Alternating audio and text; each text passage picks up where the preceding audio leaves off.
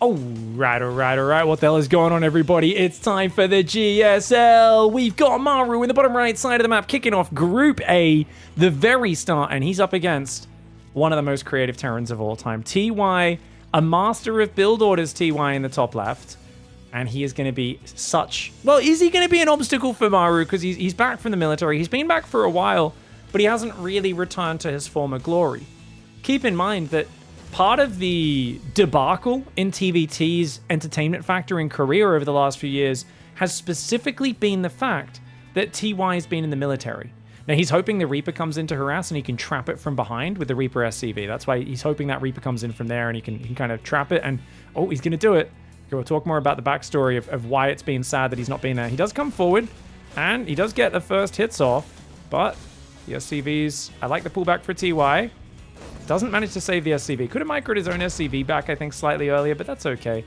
MARU's actually slightly out on the hit points. So anyways, TY used to be the only Terran that could beat MARU, and he was kind of the great balancing factor in this matchup. And while TY was in the military, instead it fell to Cure and Beyond to beat MARU. Now, for those who don't know how that went, it didn't go well. MARU basically became unstoppable in the matchup, and oh god,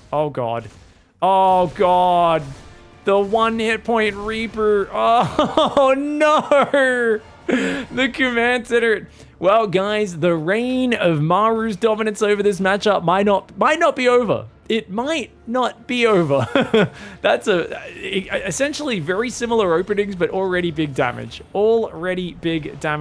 Gets a Reaper, gets 3 SCVs in total, and slows down that command center. And behind it, he is going to go for his own Hellions, but with a little bit of delay, and a third command center already halfway done. Oh gosh. If TY can't find some counter damage, this is going to be tough. So anyway, like I said, guys, everyone copies their builds from TY. TY is very smart, and in a strategic matchup, especially in the early stages like TVT is, TY was kind of just ahead of the meta, and he was one of the few guys who could beat MARU. Whilst Beyond did beat MARU a few times over the last few years, I don't know if Cure beat him outside of like 1 or 2 small online tournaments. I don't think he ever beat MARU at LAN. I could be wrong. Did he maybe take one best of 3, one GSL season in the last 3 years? Essentially, it's so rare, it almost never happens that Cure beats MARU. And they played in so many big matches, so many big series. Beyond, I think, had a slightly higher win rate, but still pretty abysmal. So TY is kind of the great hope for making TVT exciting. And it's not because we hate MARU. It's just we want MARU to have a dancing partner who's on his level. And no one has been able to do that. Oh god, leaving Hellion out front could get you in trouble, but he's got more Hellions. Oh, Reapers are slower than Hellions, but good micro with the grenade there by MARU. And it looks like that's a decent fight for TY. 2 Reapers and Hellion for that. But of course, remember, he was behind a Reaper already, so he ties things up a little bit there in the trading. Now, he's still down 6 workers in this game due to that delayed command center and the fact that MARU has 3 command centers up. So if we look at this game, what have you got as MARU? You've got Cyclone, Raven building, and then he's going to go into Bio. Now, arguably, there is a weak spot for him. If you do a 3 Raven push as TY, you might be able to punish him. Ooh, not quite able to get that Reaper. Nicely done. So he knows he's up against Ravens as well. Could be Banshee, technically, but... Oh, those 2 SCVs idling over there. Who knows how long those were over there, guys. That does hurt. And, oh, TY is doing a 2-base mech push, and he's so far behind, this is what he has to do. So what he's going to do, guys, 3rd Raven pops out, he swaps the starport onto the reactor. Oh, I don't think MARU saw the factory. He didn't. So what he does, he swaps onto the reactor, starts building Vikings and 2 tanks at a time, and it's an all-in. Now, don't get me wrong, is this the best build, especially when it's scouted immediately with a scan? No, it is not. It's great when it's a surprise, but he's behind in this game. He's doing it from behind. But you know what? You've got to put all your eggs in one basket. When you're on the back foot, you've got to go all in. You got to try and be aggressive and kick some butts. Raven, Hellion, Cyclone coming forward. 3rd command center floating out. We've got a 4th and 5th barracks building. It's going to be a while until Stim 1-1 and a good number of Marines are out. Once those are out, it's pretty much over for TY, I'd say. Oh god, he's really got to swap this factory and get tank production going. He has to get out here and start being aggressive. Is he pushing with 1 tank? Okay, 2 tanks. 3rd one about to pop. It's going to be like a 3 tank push, but yeah, MARU's ready to ambush him. Is he though? Tanks need to siege. Tanks need to siege. Oh god, his tanks aren't sieging. Okay, he's going to fight out of siege mode, running away. His own Raven's going to have to drop some auto turrets. As he pulls out of the enemy auto turret range, he is dropping a good number of auto turrets, which does allow him to hold position. But is that really a good enough fight for him is the question. Because I think as MARU, you're happy to buy time. Remember, MARU's still building Ravens? Are you trolling? If he builds another Raven, I am giving him a yellow card for trolling. It's not in the sportsmanship of the game to try and make fun of your opponent. You put that on a reactor right now. MARU, you know the rules. Okay, good. Okay, he's being a bit cheeky. That's basically dancing above the injured opponent from the opposing team. It was a little bit insulting, borderline, but I'm going to give him a warning for now, okay? No...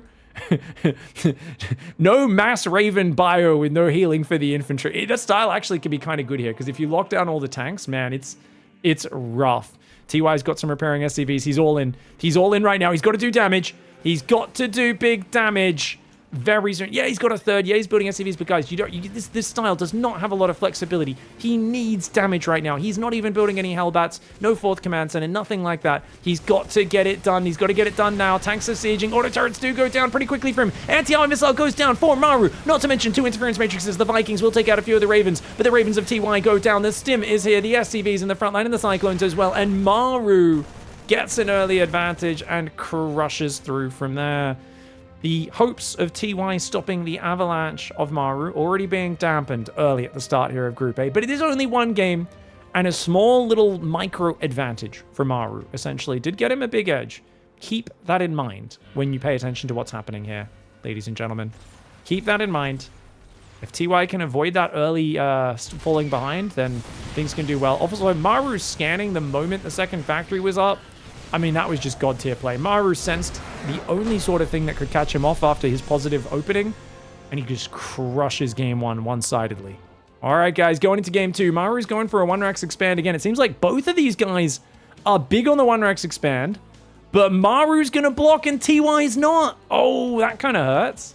So TY has to go off location, and he's delayed by a few seconds, and doesn't manage to stop him building it all. I mean, MARU did have to bring an SJV down for a few seconds, but that was just the second depot SCV anyway. To be fair, TY is going for a gas first, which I do prefer in a 1-Rax expand versus 1-Rax expand scenario, because he gets the factory up quicker. So as long as he doesn't lose the Reaper duel this time, I think he will be in an okay spot. Reaper just chilling at home this time. MARU is going to be a bit more defensive.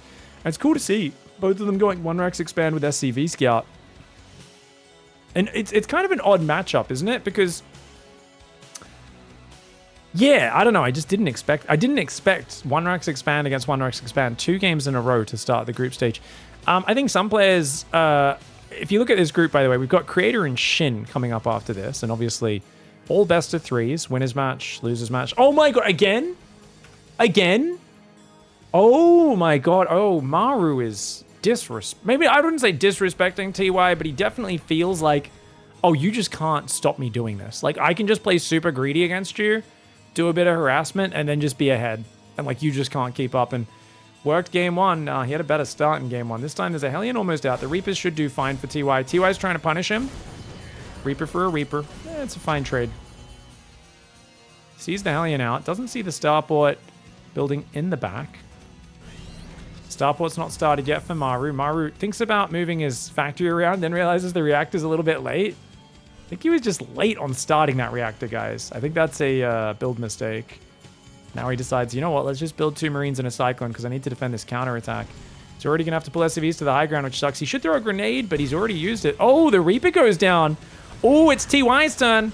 When you both play greedy 1-Rax expands, if you leave any opening at all, any hole's a goal. And that is great damage. And TY just gets in, gets out. Cloaked Banshee on the way behind it. Nice. He will... okay, so saving grace of MARU's build. No Raven yet, but if he goes straight for Raven, it'll still be out in time, number 1. Number 2, he has 3 orbitals, which means he'll have more scans available.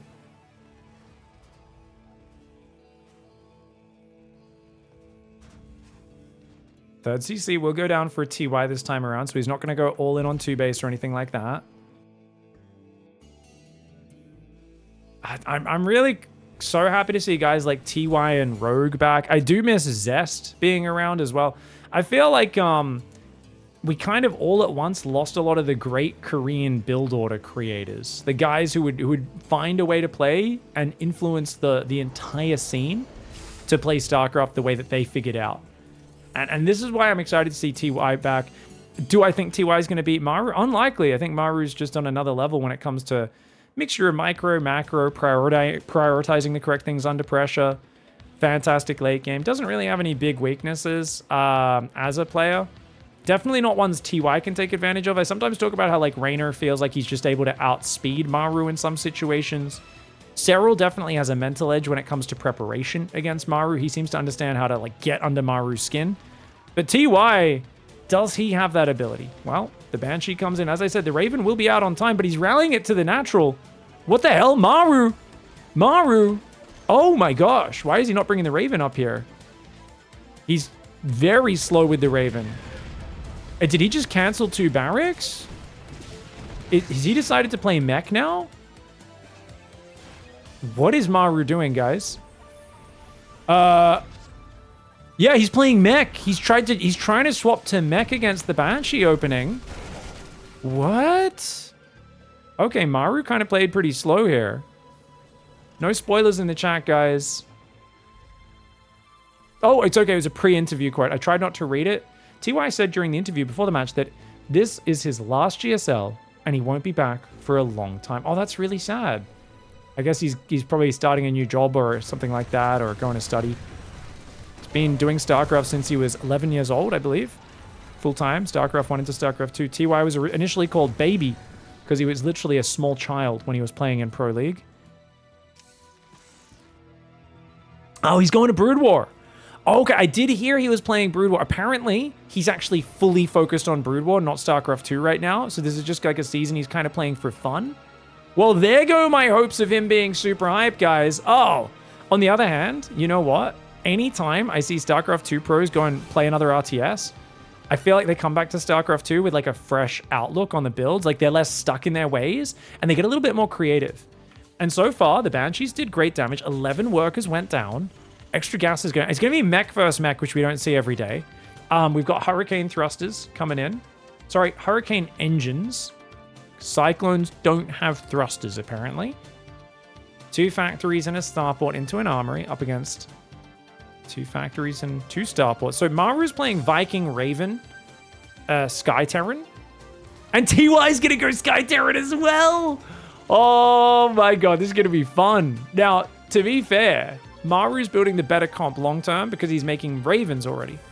Problem, the Viking count's all that matters. If you have like 5 Ravens, that's great. But if he has 10 more Vikings than you, I'd rather have 10 more Vikings any day.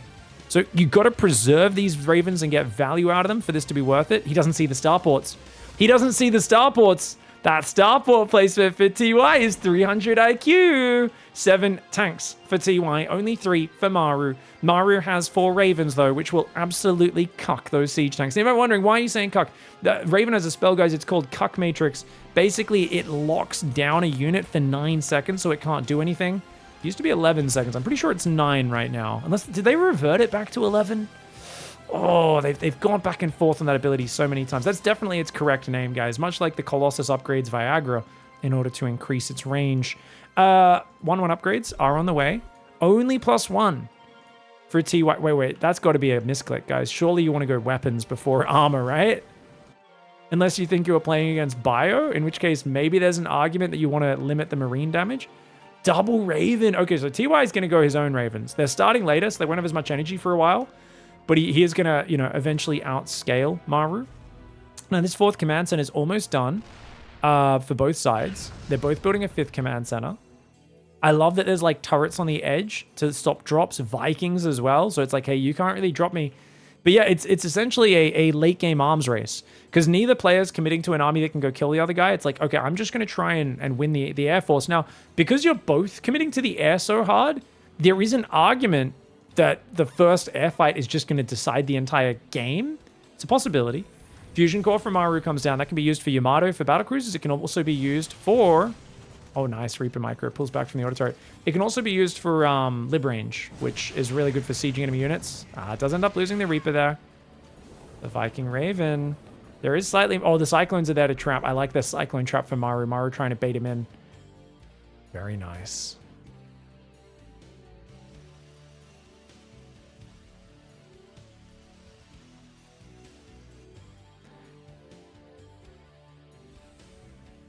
Yeah, I haven't actually been following StarCraft 1 at all recently, guys, so I did not know about the fact that he's been streaming and playing Brood War so much. That's really good info. Thank you, everybody.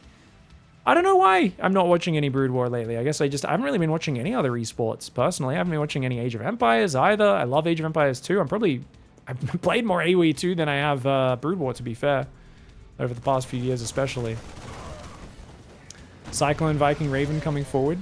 Tanks are there. Oh, big fight, big fight, big fight! 13 Ravens, 13 Vikings for TY, 14 for MARU. Auto turrets go down on both sides. No anti-armor missiles. There are more Ravens and auto turrets coming down for MARU. The tanks on the ground for TY will clear those auto turrets. It looks like at the end of that fight, there is... I think that was a very good fight for TY. Let's check the units lost tab. Yeah, he killed 3 Ravens, lost 2. He killed 2 Vikings, lost 1. So he got a positive trade there. He did lose 1 tank, but only 1 tank on the ground against all of that energy. That's huge. Maru's going to play battle cruisers, though. 2 battle cruisers are building right now, which is massive. And to be fair, he's ahead on the upgrades. He's got a +1 ship weapons, whereas the second armory came in a bit later for TY. Now, you might be wondering, why did he go armor? It's because it applies to air and ground. I pointed out, oh, why? He should have gone vehicle weapons. And that was when I was still thinking about ground mech against ground mech. But the moment you think about air, you realize, well, armor doesn't help, or a ground attack doesn't help air. So going the armor is more important. You've also got to take into account Vikings have 2 attacks. So the armor modifier counts twice. It's just as valuable as the attack modifier is, essentially. Now, he's building turrets on the front and tanks and a sensor tower. Oh, this is some proper special TVT right here. And if anyone can take down MARU in the late game with the technical slow game, it's probably going to be TY. Every time I've seen Cure play MARU in this stage of the game, it always felt like he didn't have enough understanding of late game compared to MARU. But TY as a trendsetter, his main problem has always been surviving to the later stages and not just kind of getting overwhelmed and that sort of stuff. So I really like seeing TY and what he's going to bring for us. Nice matrixes. He's going to siege up. I don't think he's in range of that 1 forward tank. Oh, he isn't. He's in range with one of it. Nice, big fight, anti-armor missiles on both sides. Auto turrets go down on both sides as well. The battle cruisers come in. Only one of them gets interference matrix. The Vikings do start to kite there. The battle cruisers take a few volleys before pulling back. The Viking count is double for TY. TY is all over this Sky Tower in battle, and MARU may be regretting the fact that he chose to play a late game technical mech style against TY. I really do think if he let those barracks finish, kept going bio, this may have been a different story. Dude, 101 SCVs. I mean, I love it. I love it. 101 SCVs. He's building turrets everywhere. Turret tank denying the air army's positioning. MARU could do some BC harass, start running through these bases. That might be a way back into this game. I think he has to send his battle cruisers across the map. I think MARU has to split his BCs around the edges, try to dive the mineral lines, get some damage, teleport home. Problem is that TY has 101 workers. So unless you kill 50 workers, you're not really denting this economy. All you're doing is freeing up army for more supply. MARU currently has an extra ship weapons. He has 2-2 against 1-2 upgrades. High-sec auto tracking is on the way for TY. No armor for the buildings for either side just yet. MARU going to try and sneak a base in the bottom right. He's still on 5 bases right now, trying to take a 6th. That gold base does not have gas. It's only got 1 gas available on it, and it hasn't been taken. Tanks going down the bottom, and a few Marines up here. It looks like a few tanks inching forward, going to force that to lift potentially. 19 Vikings for MARU. MARU's regained the air count. MARU has the better air army right now. You got to be careful here. There are 7 Ravens, though. They can interference matrix the battle cruisers. They can spam auto turrets. They can anti-armor missile. Building armor coming in for TY as well. TY has to be careful, potentially fighting with turrets and the like. Battle cruisers think about diving the left side, but they don't want to risk it. That base in the bottom right being up is actually a big advantage. They're about to like, oh, he let us down there. It's going to take a while to get down. I'd love to see him just send some units through here. A single hellbat on that base would ruin Maru's day. But right now, Maru's hanging in there. Maru's known for making comebacks. SCVs get thrown away. Nice move, nice move. In the top side, tanks are going to start cleaning up those turrets. Here we go. Tank hellbat taking out these rocks little by little. The Viking Raven moving around. He's going to try and just drop some auto turrets, I think, to kill these tanks. Not a bad way of doing it. You know, any kill's a good kill right now. So far, trading 3,000 resources more effective. Tank for TY does get another shot off before getting taken out. Cyclone Viking battle cruiser coming forwards, guys. This is going to be insane. Big thanks, Jason, for the raid. Hope you're having a great day, mate. Hellions coming in along with the tanks. He's going to go after these SCVs. That's what we need. Still doesn't know about the bottom right base. Dude, if TY finds that bottom right, he's going to be in a great spot. Anti-armor missile all over the mech. TY's vision does not see it, but he checks it. He checks his corners. Always check your corners, ladies and gentlemen. Both when playing cheeses, when playing someone who you feel you've got a big advantage against, or when you're clearing a building for terrorists. You know, it applies in all those situations. Viking Raven coming forward. Is he going to land? I wouldn't mind a land. You just got to be careful of the BCs coming back. Are we playing the lifty game? As long as he blocks it with a Viking, it can't land. It can't land because he landed a single Viking. That one Viking with the middle finger up over his head says, "Get wrecked, D-bag." And is happy to sacrifice his life for the cause. Nice move. Takes out the orbital command center. Chat, type 1 if you're the guy in the turret, says Joaz. Yes, guys, if you look closely, there is a dude in there. You can see his helmet and his shoulder pads just a little bit. That's the top of his helmet. There's a man in the missile turret. I believe there was technically one in StarCraft 1 as well. It's just it was a pixel, so it was kind of hard to identify. Another orbital goes down. Massive snipes for TY. MARU does have a bigger army supply by 23. TY needs to pull back and throw more workers away. I like this. Building turrets everywhere. Spend that money to just build like more turrets than he's ever seen. You know, you got to do this Darius style, Xerxes style. You got to blot out the sun, man. You got to get in there with enough arrows to blot out the sun. You got to bloody overwhelm with that money. And because you're down on army supply because you have so many more workers, that's why he's happy to use SCVs to attack right now, because he's like, please kill these so I get more air supply. Kill my tanks. I'm fine with you killing my tanks. Right now, Viking count 24 versus 35. TY needs to pull back. Run. TY, run away. Run. If TY fights before his battle cruisers are out, he will lose this game. TY needs to wait for his next units to pop out. He is massively outnumbered in the air right now. He has more bank, he has more bases, he has more infrastructure, but if he chooses to fight too early, he could be in big trouble. He's going for it. He's down 30 army supply. This is a bad call for TY. I think MARU might be making an epic comeback right now. Anti-armor missiles on both sides. Interference matrices are slick though. Very nice matrices. Auto turrets getting spammed down as well. Is it going to be enough? The Viking count of MARU is absolutely thunderous. A massive Viking advantage, and that will win him the air fight. It's spiraling. The auto turret's coming down though, and the turret helping out, standing his ground. TY is killing a lot. He's losing a lot, but he's killing a lot, and I love the Thor rebuild. 2 Thors start immediately. Mass Vikings and BCs. That BC comes in and tickles a Viking before it dies. BCs are tanks. They don't do anything other than tank, hopefully land a Yamato, and then die. Turret's trying to build in the main base. TY has more money. He can potentially remax. He's got that top left. MARU, what's he mining right now? Not that much. He's got the gold base back up, but that's about it. Viking battlecruiser pushing in right now. TY, buy time. Slow it down, buddy. Slow it down. Oh god, TY, battlecruiser gets caught. He does manage to at least snag a few Vikings, but this is going to be costly. He's still down in the Vikings, and he's copping Yamatos as well. Why is he fighting? He's not in your production yet. Oh, the Thors! The Thors come in. That's why he's fighting. He's got the Thors in here, in the rear with the gears, but they got to swap off splash damage mode. They're in peasant mode. Oh no, the Thors are in peasant mode. They are landing a bit of splash damage, but they should be in single fire mode. It is objectively the better mode almost always. Vikings rallying out. MARU's on top of the production. If TY can barely rally out enough, he can break this. He fought too early. He didn't swap into the good firing mode. TY, no! He almost had this, but MARU, I'm sick of it. I love MARU, but he's got to stop making these comebacks. You're making TVT boring, MARU. Can you just lose a map occasionally? Please, just stop making these disgusting comebacks, you freak. Now, to be fair, it's not over, because he's got more Thors. These ones, I think, are in high impact payload. Just, he's got to stop losing his air units. TY has to organize, get his Thors up front to push this back. Thors wreck Vikings and BCs pretty hard. Even though Yamato's good against them, they do pretty well. Now, that's a very risky call, because MARU can just teleport a BC to defend that. MARU's not teleporting a BC. Does he not have teleport ready? He's got teleport on at least one of these battle cruisers. He could teleport up there and take it down, since it already used its teleport, but he's not risking doing that just yet. Both sides are on 3-3. He does take out the orbital on the gold. TY, how many orbitals has he got? Guys, he's only got 4 orbitals. MARU has 6.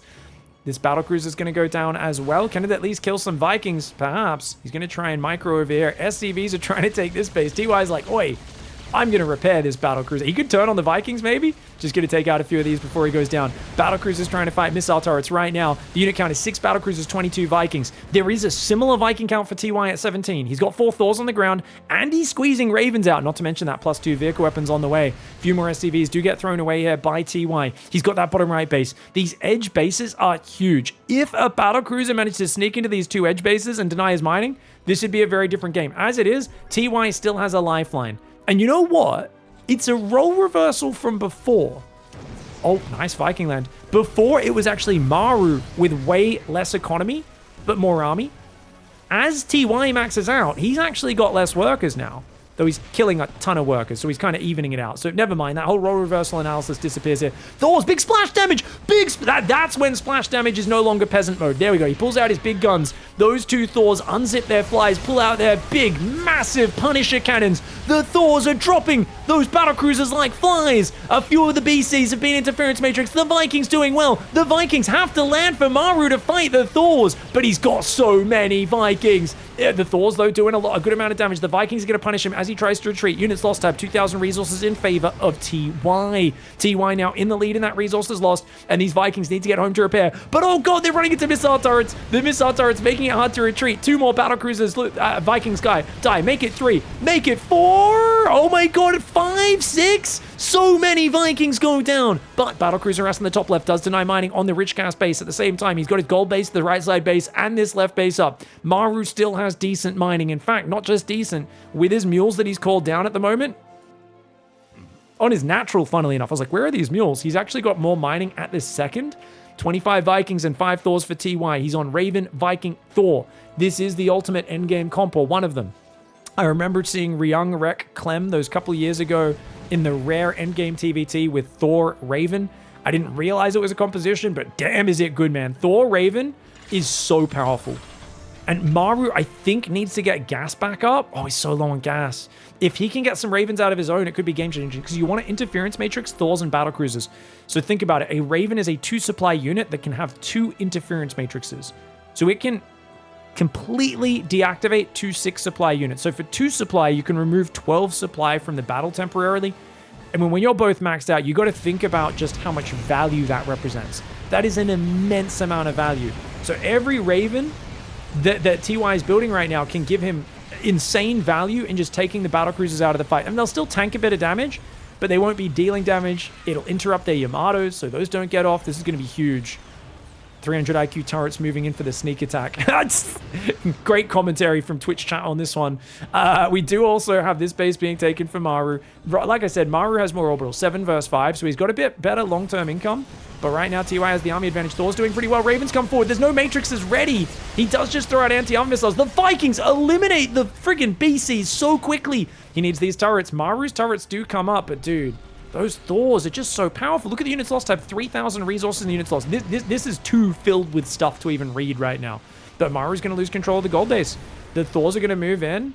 Remember, they've got their big boy Punisher cannons out, guys. They are doing big boy damage right now. The Viking count is immense. 23 Vikings. There's not enough Vikings for MARU unless his Cyclones can overwhelm. The Cyclones overwhelm the Thors, so he does have to pull back, does TY. He lands the Vikings down here in the right, killing SCVs right now. MARU's income is already bruised, and it's going to take some more. Another Thor runs in, does die to the Cyclone tank of MARU. What an epic game 2 we have right here. I thought MARU was going to disgust me once again by making a comeback from way behind, which he does so many times in TVT. He says, I'm behind, that's fine. I'll max out with a much bigger army, use it way more efficiently than you, and win the game. And I do think TY maybe could have optimized 1 or 2 things with just delaying the fight when he was defending. But at the end of the day, dude, we got to say he's completely back in this game. He does end up stabilizing. Does lose some mining down here. That's unfortunate.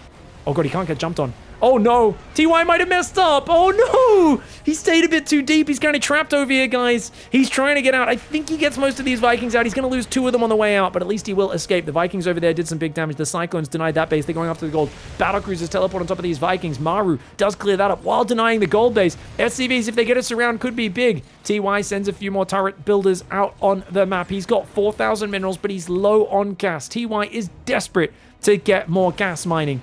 If either of these players had marine upgrades at this point, just pumping marines with your excess minerals would be huge. Not amazing, but I mean, they're good against the Vikings. Not great versus battle cruisers, though. Damn, what a game we have seen so far. TY's Siege Tank will finally deal with this 20-kill Cyclone. That's a Chad clone, that is. That is a Slayer, a Destroyer of Worlds. Drax the Cyclone right there. And Bloody Beast. But, oh, he's dead. Never mind. Never mind. Nothing like a cheeky F2 to the right side of the map. Viking battlecruiser push for MARU trying to defend this base. Oh, he gets in there just before the turrets are done. And TY's tanks have to pull back. I love the tank turret pushes, but the battlecruisers are getting good value. That being said, MARU may be securing the bottom right, but his top left is getting ransacked. Also, by the way, oh no, he did make building armor as well. So both of these players with a high sec drive and building armor, those kind of niche upgrades for the late game are in there. Hellbats, oh, roasty toasty. Anyone call for some barbecue? Indeed. Yes, they did. Those Hellbats are going to be roasting and toasting. At this point, army supply, 89 for MARU, 101 for TY. Game slows down for a moment. He's going to try and pull that orbital away. He doesn't want to lose any more command centers. TY's going to move a command center up to take that top left base. TY's done a really good job of rebuilding his economy. Both sides have lost a lot of workers. 131 MARU SCVs have died this game. And 69 for TY. TY's going to try and keep it at that 69 count. That's the magic count. As I say, that tanks are about to blast more SCVs. One of them does go down, bringing it up to 70. Tank, Viking, Raven, Battlecruiser. Let's check the Viking count. Dude, MARU has 10 more Vikings and 6 Battlecruisers. Never mind. He has 4 less Battlecruisers, but more Vikings. I was getting my numbers confused there. There's only 1 Thor on the ground. I'd like to see a few more Thors mixed in for TY. I think they're very useful. SCVs are getting thrown into the meat grinder. TY realizes he's overbuilt workers multiple times this game. Whenever he's overbuilt workers, he's not afraid to throw them away and say, hey, I need more army supply. That's fine. You've mined a bunch of resources. Now go get yourselves killed. These battlecruisers are ready to teleport. Notice he's scanning. He's got to teleport now. So he teleports before the matrixes can hit him. Down here, and oh, the classic. Oh, I'm gonna kill this base and run away. That's such a good move. But MARU with the mass repair. Not enough. It's enough. MARU saves it. MARU saves it. MARU says, get out of here, you cheeky bastard. And he's got to run before the Ravens arrive. Nice save for MARU. That being said, mass landed Viking harass comes in. They're going to go after this main base. The multi-prong is sick. Hellbats just killed 14 SCVs. Vikings trying to take out the Cyclones. They're doing just that. The battlecruisers have to run away here, though. The Vikings up there are going to go after the production. TY with some sick 2-prong pressure. He's really playing like it's StarCraft 1. Playing this sort of style slows the game down to a StarCraft 1 sort of pace, and he's so good at the multi-prong and the calm kind of top-down thinking. StarCraft 2 is often a lot more boiled down to one tactical shove that has higher importance. Brood War, because the units can't clump up and path as much and the fights are a little slower, are more about kind of slow multi-prong pokes and pushes and expanding and always keeping up in all your actions rather than tunnel visioning. StarCraft 2, you can make it a bit further while tunnel visioning on just a few things. StarCraft 1 has more of an Age of Empires 2 feel where you're doing so much stuff at once, and that's the way he's using this late game. He's like, I'm going to take your expansion while attacking 2 sides and abusing teleport mobility and Viking mobility. And he's doing such a good job of it, and MARU is just struggling to keep up. And this time it's like, why go after the command center? Just kill the turrets, kill the SCVs. Yeah, that's the way to do it, dude. Yamato's coming off cooldown. He should fly forward a bit. His battlecruisers aren't shooting constantly, so he's missing out on a lot of DPS here. So poor micro there for TY. You want to move command, click on it, and then keep move commanding, and that battlecruiser force will take it down. Anti-armor missile does go down. Raven somehow gets out of there. The tanks are denying these bases of TY. TY's income is getting dropped pretty badly. He's going to teleport. He's going for it. He dives. Battlecruisers dive on top. Mass battlecruisers. The Vikings on one side, the battlecruisers on the other. Trapped between a Viking and a battlecruiser place. And MARU gets his cattle bruised incredibly hard. Beautiful play, dude. I thought MARU was bringing that one back for the 2-0, but that was an absolutely poggers game. GG, well played, TY. Ties up the series.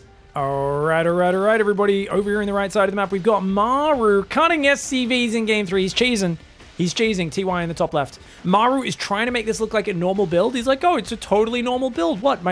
This is totally fine. I'm just not building workers because I'm proxying a second barracks on 15 supply. 15 racks, 15 gas, 15 second barracks, and only now does he start building workers. Compare this to TY, who's been building workers the whole time. Already up 2 workers, and he's doing a double gas build, which is very good. If TY expanded on this map, he'd be in huge trouble. But with this build, he should go for a quick factory.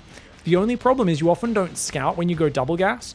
So he might not realize what's happening. And even if he did scout, unless he went in and counted the workers, he wouldn't realize just from the barracks timing. Because you see, oh, it finishes the exact same time as my barracks. It's a normal build, right?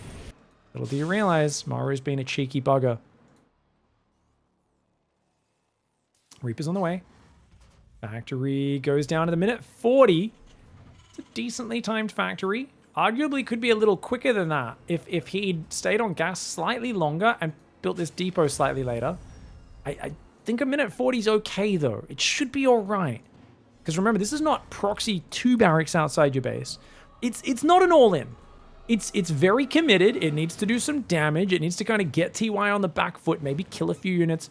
And if you can kill the SCV building the command center, that's like the first goal. If you can kill the first Reaper, it's massive. Oh no, he just barely misses it. Oh god, I mean, at least he's on the high ground, which is nice. But he's going to start the command center and have to immediately cancel it. Oh, gee golly. Oh, gee golly. Oh, gee Rick. Oh. Ooh, good depot raise. You can get some hits on the SCV. Oh, what is that grenade? TY panicking. Oh no. TY panicking. He's like, I've been playing too much StarCraft 1. What's the grenade hotkey again? He just like throws a grenade. That was a proper panic grenade. To be fair, cancel, rebuild on the high ground, super valid response. He just needs to build another depot right now. This is the thing a lot of players forget in the pressure, but he builds it. Perfect. Perfect response so far. Cyclone's on the way. He's going to go build a reactor. Solid play, man. And Maru is still pumping Reapers, but he does not have a command center on the way. That being said, I do think Maru will get a faster starport, even though his command center will be later. Got a Hellion building. Doesn't have a reactor up or anything like that, but 5 Reapers enough to keep TY pinned up in his main base. Similar workers for both sides. Only one worker did die. Command center does start. And then what is that? About a 35-second delay, but it's on location. So TY is going to have to float his down, which of course is a little less efficient. Starport, like I said, would go down faster for Maru. It's because TY just trying to be very safe. And oh my god, 3rd command center. TY is going to turtle. Oh, he's got to be careful. He shouldn't be out here. TY, what are we doing? Get out of here. TY, why are we out here? Oh no, TY. This is a crazy move. Oh, TY should not have been out there against the 2-Rax Reaper opening. That was a disastrous choice.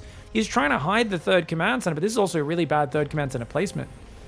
Oh, that was, he's in such a good spot until he did that. And no grenade to stop them when they jumped up. Oh no. I think his Marines just shot his own Reaper as well.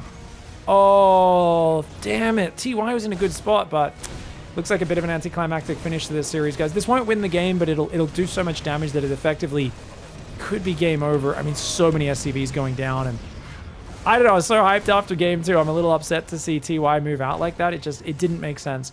The moment you build that 3rd command center, you're kind of just forced to sit on one base and slowly move down to your natural.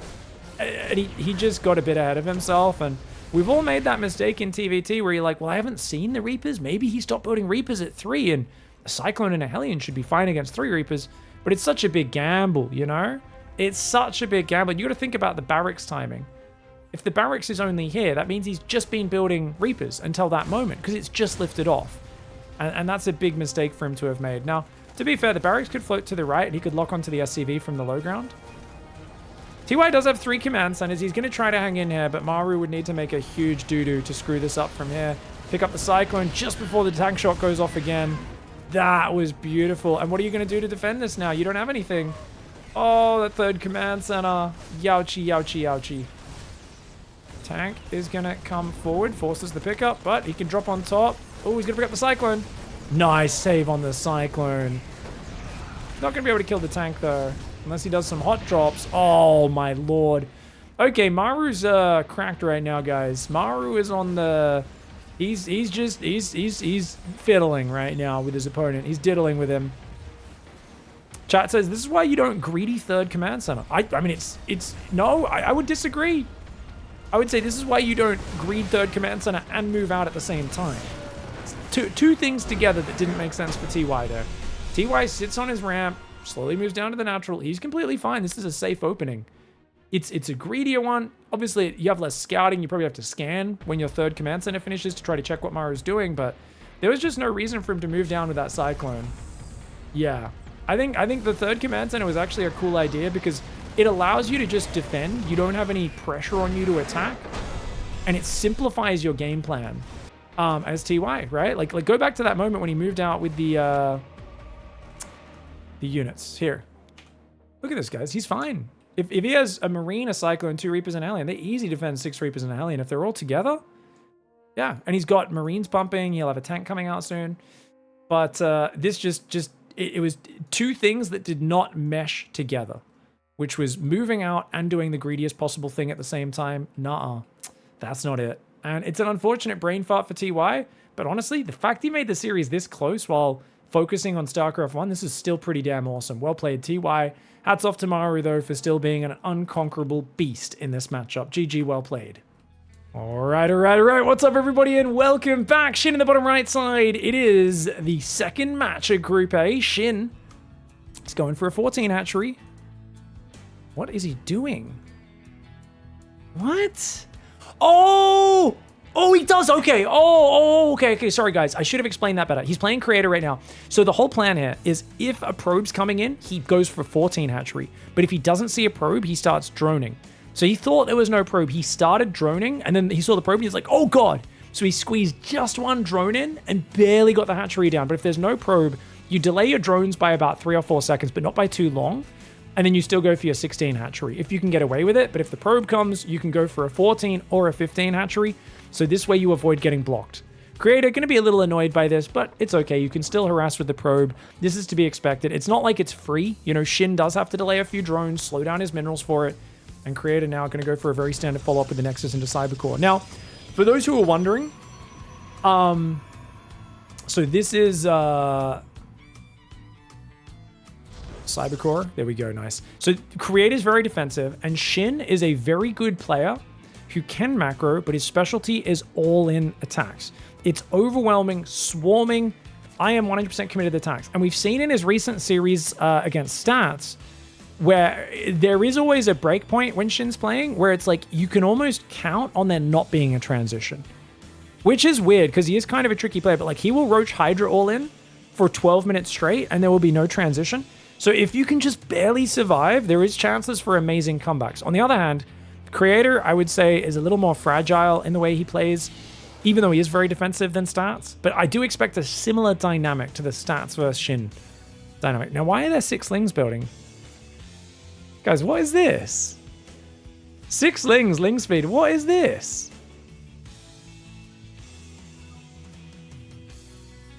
That's bizarre. Normally you build 4. Why is he hiding 2 Lings? I almost thought he wanted to get those Lings spotted. This is a bizarre rope. Shin is so different in his opening. He gets his 3rd down quickly, but he's only on 20 drones. Man, his opening is like, it's okay, but it's definitely a little less economic than normal. He's going to try and, okay, so he wants to sneak these Lings in after the 2nd Adept, but he delayed sending them across way too long. Oh, and the Adept's hunting for him, but look at this. He knows the timing.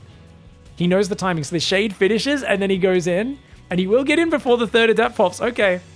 Beautifully timed. This is what I love about Shin. He's got these like weird little details to his openings. He's like, nah, man, I just want to 100% scout, see what's going on, do a bit of counter harassment, which makes it really hard for his Adepts to do what they need to do. And then he's got Lings tracking this, and he can start attacking up there.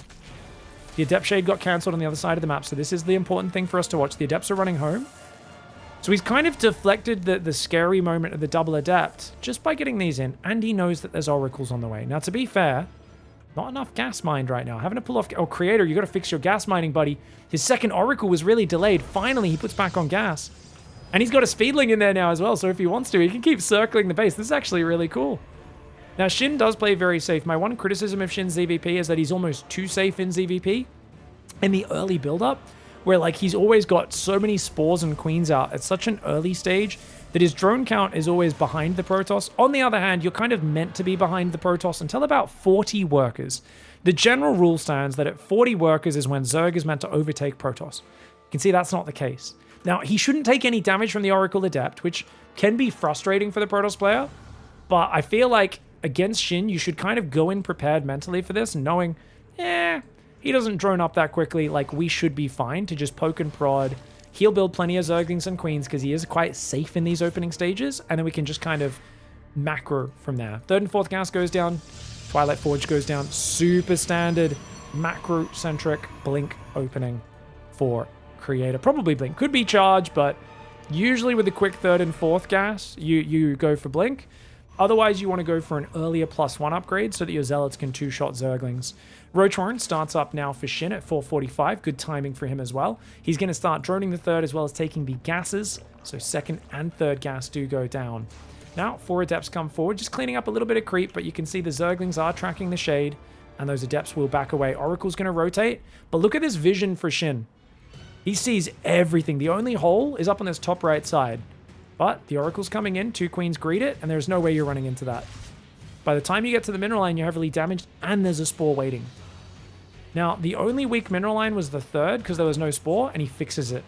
6 Queens, 3 Spores. Lair starts at 520. It's a pretty late lair. Doesn't give him a lot of early tech options, but 60 drones on a 4th base.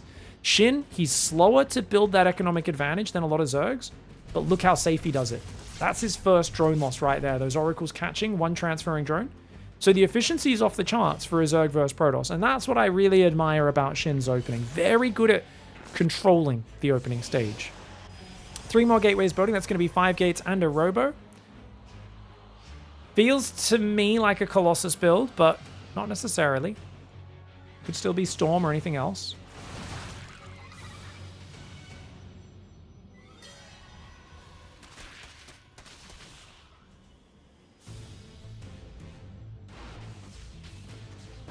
Alright, Stalkers and Adepts here. Oracles as well, gathering over on that side.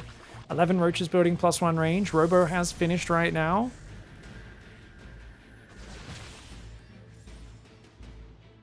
How long does a Nexus take to build? 71 seconds, same as a Hatchery.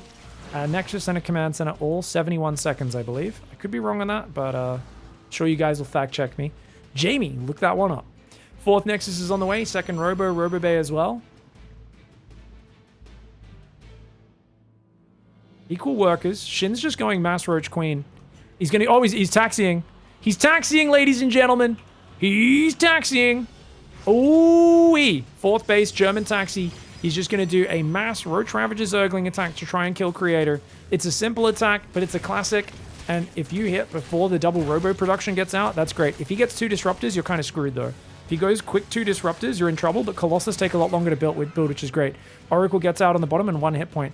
The Oracle up here kills 14 Zerglings. That was very wasteful for Shin. Dude, if he goes Disruptors, he just wins the game, I think. But if he doesn't, which most players will go Colossus here, he's starting a Disruptor, but he's supply blocked. Oh, no! Never mind, guys. Well, actually, the Nexus will unsupply block him in a few seconds, but...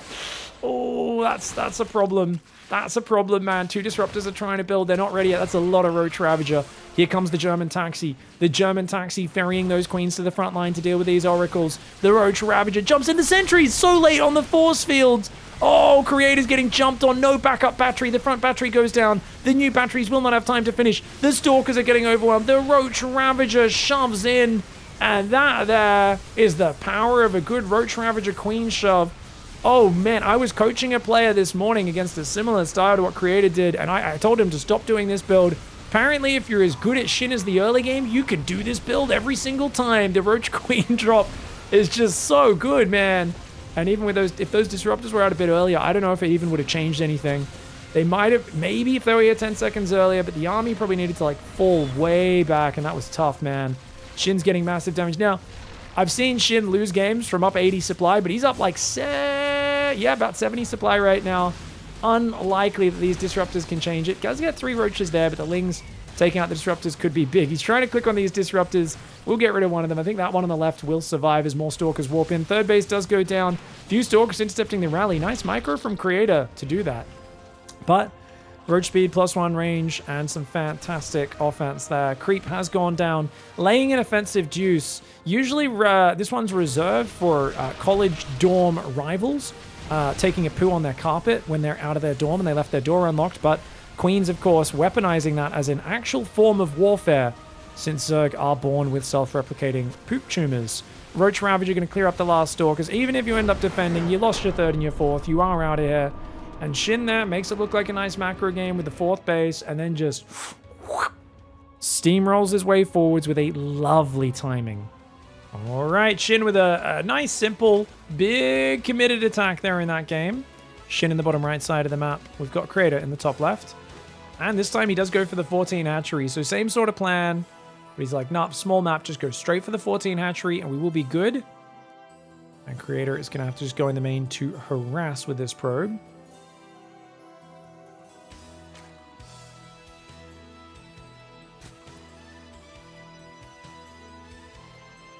Alright, probe's going to harass.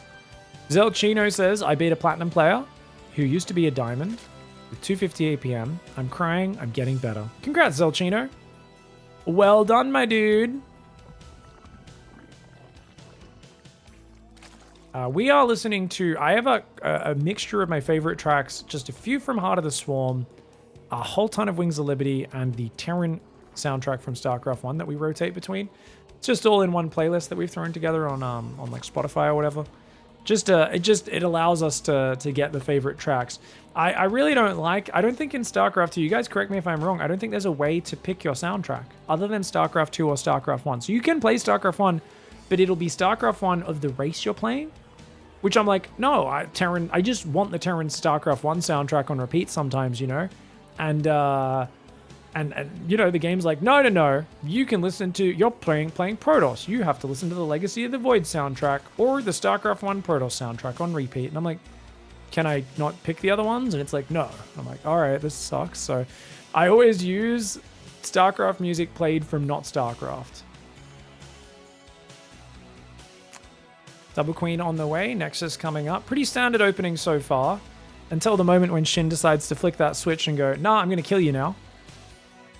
Now, what could Creator have done differently in that last game, guys? Warping in a few more Stalkers, not bothering with a cannon and a shield battery on his 4th base. It's more important to defend your 3rd. And especially against a guy like Shin, I think it's very important to make a few extra Stalkers in that mid game. Just keep producing off that 5 gates. Delay your tech a little bit. I know Creator wanted to do like a double robo timing if was possible. And obviously the supply block was pretty big as well, but definitely a crisp timing from Shin. And hats off to him, because I always see him just so low on drones in the early stage. And I go, oh, for me, I always like to press my drone advantage. And I don't mind losing a few workers here or there if the Protoss harasses really well. But Shin's like, no, I'm going to lose no workers and just have a super clean opening. Now, Creator has gone full macro. What? Oh, my, was this Nexus first, guys? I wasn't paying attention. I don't think this was Nexus first. He went Gate Gas. What? He's doing Mass Phoenix? Or it could be Oracle, but probably Phoenix Surprise on 2 base. I guess he takes a 3rd in the near future. I mean, he's only got 1 Adept, 1 Stalker. Shin has no idea what he's up against. It's got to be Phoenix, right? So 2-star Phoenix Surprise. Normally, I see Glaive Adept into 2-star Phoenix is a pretty good build. I don't see straight 2-star Gate Phoenix. This is bizarre, man. Yep, Phoenix it is. Oh me, oh my. Roachwarren's on the way. So this feels like a Twilight or a Robo opening. That's part of the mind game. So Shin's going to be going Roaches, Lings for safety. And especially if you can make 4 Adepts and move them out now and put the Stalker in the wall, Stalker should go in the wall. Oh, there's an Overlord up here. Ah, okay. Maybe don't bother moving out then. Just deny the scouting. You cannot let that see this. If Shin sees the Stargates, oh no, he's going to see it. Maybe. Yeah, he sees at least, he'll see 1 Stargate. That's a bummer. Creator's build order relied on secrecy, but the Overlord got in deep before he got spotted. He sees both Stargates. Oh no! And he clearly saw both. Creator, there's no point hiding this anymore. No, you gotta go, bro. Yeah, he's going. He has to now secure a 3rd, probe up, and do whatever he can with the Phoenix that he's got. But look at this. A lot of Zerglings on the front, and his units are poorly positioned. They should be in the choke point. Why are we in the open right now? Oh no! I mean, I guess he wanted to protect the shield battery, but this is so common. How much have I talked about this recently? How Protoss players just keep leaving their units just sitting in the open at their 3rd. They should always be sitting in the safe position. Oh, this is so common. So common. Lings get massive damage. Overlord does go down. Phoenix coming in. They're going to take out another Overlord as well. It's something where watching stats has reminded me how good he is at never making that mistake when every other Protoss player makes that mistake repeatedly. And it's something that we learned from Stats in 2016. And to this day, he never makes that mistake. And every other Protoss has gone back to making that mistake since he's been gone. It's crazy. The level of like remembering in detail a guy like Stats does to become such a solid macro player. When every other Protoss player, myself included, we get lazy on these details. And it costs us. Oh no, Zealot's getting surrounded as well. I mean, this one I understand why he moved out. Oracle saves the day. That was a good fight. Good fight for Creator.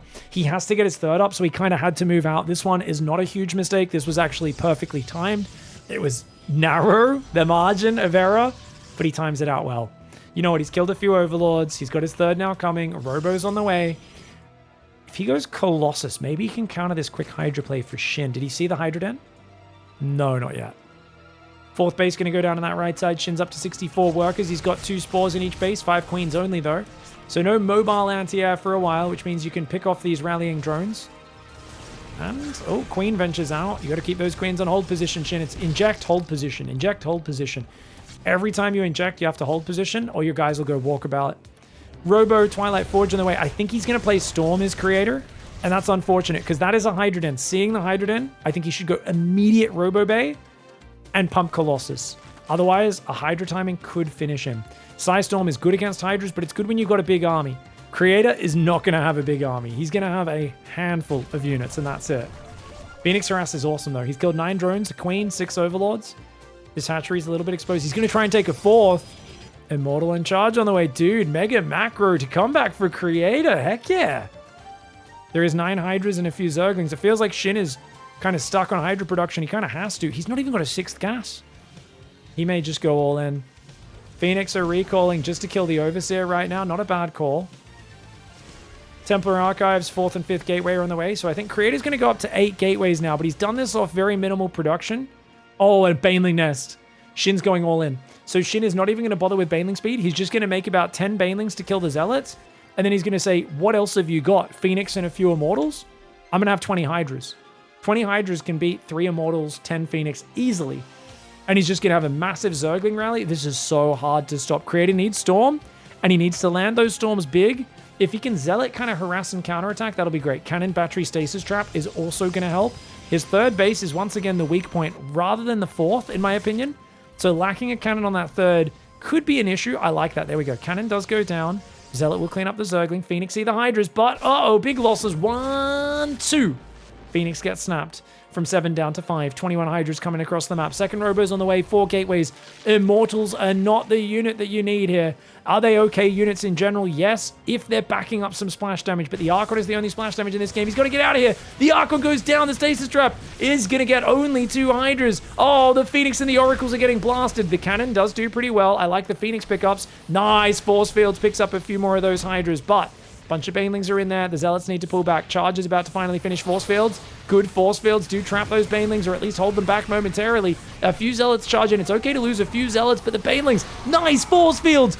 Dude, Creator, bringing out the hold of a lifetime here, or at least trying to. There's still a lot of Hydras left over to deal with. A big Zealot Warp-In might be able to turn things in your favor. 7-gate Zealot Warp-In. Is it enough? Shin is 100% committed. This man is as all in as they come, and it looks like it is just enough numbers to overwhelm. Oh, Creator with those force fields, those clutch fields was so close. But Shin, that Overlord, it all comes back to the Overlord. It's my fault on the observing. I should have caught that earlier, guys. Look at the way he snuck this by. And the thing is, the Overlord just sneaks in there. The Pylon thinks he's got vision of Overlords coming in, but he doesn't, does he? Look at that. Comes in, and we don't see it. And he's already bringing the Stalker up just in case. He's like, oh, I better make sure there's no Overlord coming. And if Creator did this maybe 5 seconds earlier, he stops this from scouting. But that getting the scout ruins the surprise. It tells Shin to run in and deny the third while defending with double Spore Queen and just mass drone production. Notice it's just drones, queens. Imagine if he was building roaches right now to be safe against Adepts. And the 4 Adepts do a fake move out. They scare him, and then bam, Phoenix roll in, and he's in a huge, problem. Really bad spot, right? Even then, he still takes some damage, but the denying the third was big. If Creator had his units in the pocket, this would be a much better fight. They should never be standing out here in the open. Yes, the battery will die pretty quickly, but his Adepts and Zealots defend with like a single Zealot there in the choke point. and 2 or 3 units there, and you can absolutely hold on to that choke point. So, bit of a mistake positionally here for Creator. He was too committed to defending the battery. Unfortunate mistake there. If he got his third up while this was happening, it's a completely different game. GG, well played by Shin. All right. MARU in the winner's match on the bottom right side. He dropped a map there, right? He dropped a map in the previous round, but otherwise he did look pretty damn tight. And he's going to open up with a 2-Rax Reaper pressure against Shin, who's going Hatch Gas Pool. Now, I've talked a lot about how Shin is most dangerous doing scary timing attacks, big Ling Bane floods, all-ins, roach shoves in this matchup. And that because of that, going for a low ground wall off is an unnecessarily dangerous risk that a lot of players took against Shin at Katowice, and they were punished very hard for. Right? Clem, 2-0'd. Cure, 2-0'd. He barely lost to Bunny, but Bunny played a little bit safer against him, and I think that was the right way to play. Now, in Maru's favor, why would you do this build? Well, on this map, you got a ramp here. It is safer defending the low ground barracks on this map than just about any other because of that ramp. So, as much as I'm never a big fan of the 2-Rax Reaper against Shin, or Ragnarok as he used to be called, I'll allow it in this time without getting too... Maru, you're playing StarCraft wrong, like being a dumb elitist backseater like I usually am. I actually think it's something a lot of players have shown they can make work against him, and it just means you need to be a little bit extra with your scouting, a little bit extra on your toes. Now, interesting, why is he building more Lings right now? 2 more Lings are coming out, but 8 more Lings. He's already planning a Ling flood, okay. Is he mining gas, though? Is this just to surround the early Reapers? This feels like too many Lings too early. Does he need those? This is an odd choice because Ling Speed's not done for another minute, but he's already massing Zerglings when he could be droning. Odd choice by Shin, very odd choice. Unless he wants to fight pre-Ling Speed by just having extra Zerglings, or he's going to try and be already on the other side of the map, maybe damaging the depots or something like that. I mean, they'll get repaired pretty easily. He's trying to set up the surround. Ah, hello. Doesn't want to lose the hatchery. Ling's coming in from the behind. Oh, slow Zergling wraparound. Hello. He's saying, you can't escape, mate. I'm both saving the hatchery and stopping you from retreating. But he has to back away, and I gotta wonder if getting a third hatchery is worth it. I think Maru staying on this side of the map's a big mistake, though. You've seen mass Zergling. Shin has more than enough Lings to surround these, but, if you get a few drones, it might be worth it. Ling's gonna stop 1 Reaper from escaping. That's a good news for Maru, because getting that info, he knows to just run home now. Just go all the way home. Shin is checking out around his base. But yeah, Shin, I don't know. Do you need to build that many Lings? I guess the hatchery was getting pretty low. And especially if Maru goes for 5 Reapers, then he could kill it. So going for the Lings kind of ensures... I just feel like if you go 22 or 23 drones, then build Zerglings as Shin, you just end up in a better position. And I'd love to hear if anyone has an argument for why you need to build Lings at 20 drones there, because that looked pointless. I'm going to stand by that. I'm pretty confident on that. Yeah, I'm like not 100%. I'm 90% confident on that. I think it was a bit of an unoptimized response there from Shin. Hellion Reaper gathering up now. The Hellions and the Reapers will work together very well. Third command center is already finished. Starport goes for a tech lab on the high ground. I'm not the most... I don't have the deepest understanding of these 2-Rax Reaper openings, to be fair. I feel like I need to play it from the... I've played against a few of them, but it's not as common outside of pro play, even in GM ladder, like on NA, where I mostly play. And I feel like I need to play it as the Terran to really understand it more, because I've never done them as Terran. I've only played against them as Zerg. So that combined with it not being that common and there not being that many variations on the ladder, I think is why I need to maybe... harass Clem a little bit. Clem's usually pretty good at having a bit of a chat about strategy. Might have to harass him and get some knowledge. To be fair, he's not really a deep expert on it either, though. He only does it once in a blue moon. Baneley Nest on the way. Double eBay is going down behind this, so it's going to be Cloaked Banshees into 5 racks. We should see a third barracks on the reactor soon. Yeah, Shin doesn't find himself in an advantageous position after these openings. The work account looks okay, but he does need to get up a second Evo. We want to see a 5th hatchery, all that sort of stuff. I say he doesn't. Then again, I mean, a 15 worker advantage is not bad for this stage. It's just his creep spread looks poor. I guess that's what I'm looking at in terms of map control. It doesn't feel great, but he's got plenty of Lings and Queens to defend. Where does he secure a fourth? Probably this northern one's the standard one. That Evo chamber not quite popping just yet. He does need to get that gas income up. Second Evo's on the way as well. Carapace first, the more important upgrade. That's, what is that? 30-second delay? Not too bad, not too bad. Now, SHIN usually plays pretty all-in against MARU. Problem he has is that MARU is so good at late game, and SHIN doesn't have the deepest late game. So MARU not only can kill him with sharp timing attacks, but he can also just play to late game and recover, even if he's a bit behind.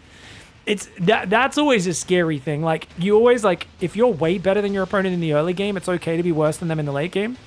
But Maru's still scary with his timing attacks against SHIN, and he's much scarier in the late game. That's a frightening combo, because you don't have a clear, oh, I'll just play the late game, or oh, I'll just cheese him, or I'll just try to get ahead in the early game. SHIN kind of has to play a balanced game and just kind of look for what opportunities present themselves and then pounce on them in the moment. It can't really be a pre-planned all-in. It has to be somewhat reactive, and that's tough when you're playing against the best Terran in the world.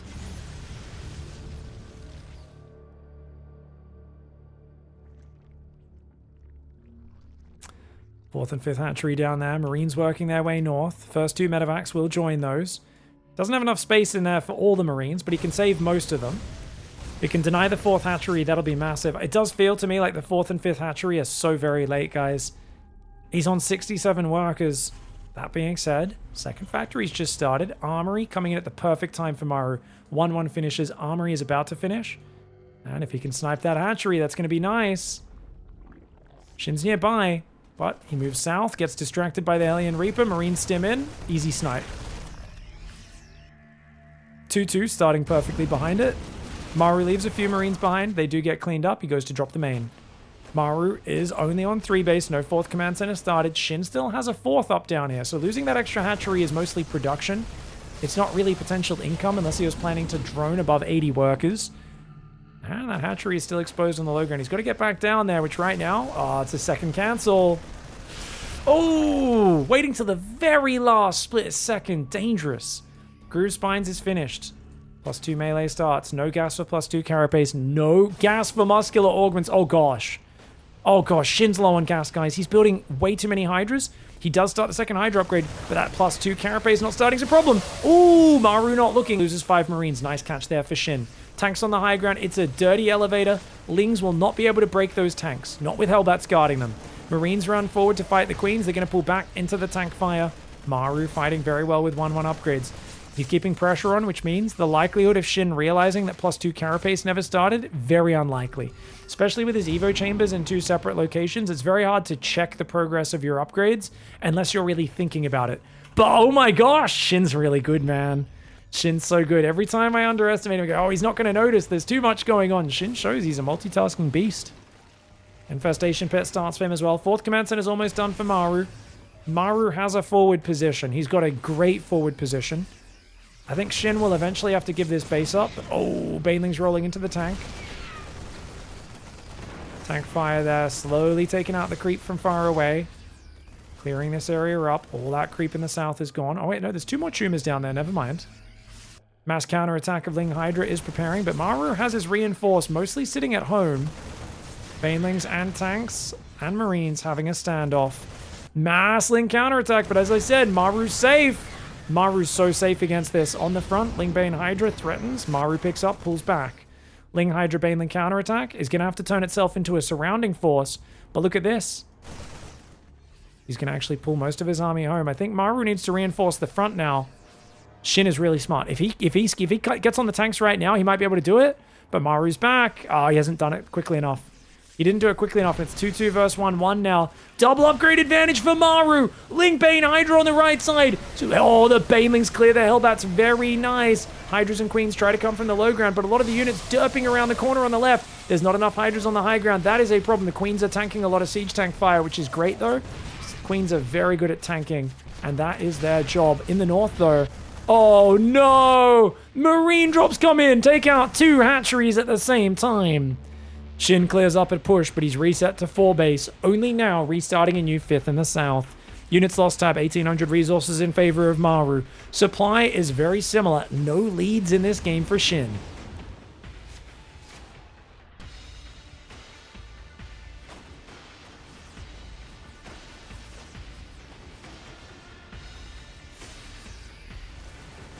Oh, Lingbane Hydra ambush in the south. Is there enough Lings here, though? I don't think so.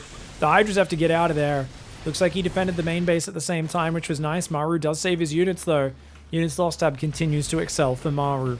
This tank position is frightening. If Maru can just keep reinforcing this angle while pressuring the north, Shin simply cannot establish a hold on the bases that he needs. Creep is cleared in the north. Marines and Marauders in the south coming forward again. Shin's going to swing in. He's got to clear this tank position, but the Banelings are getting smashed.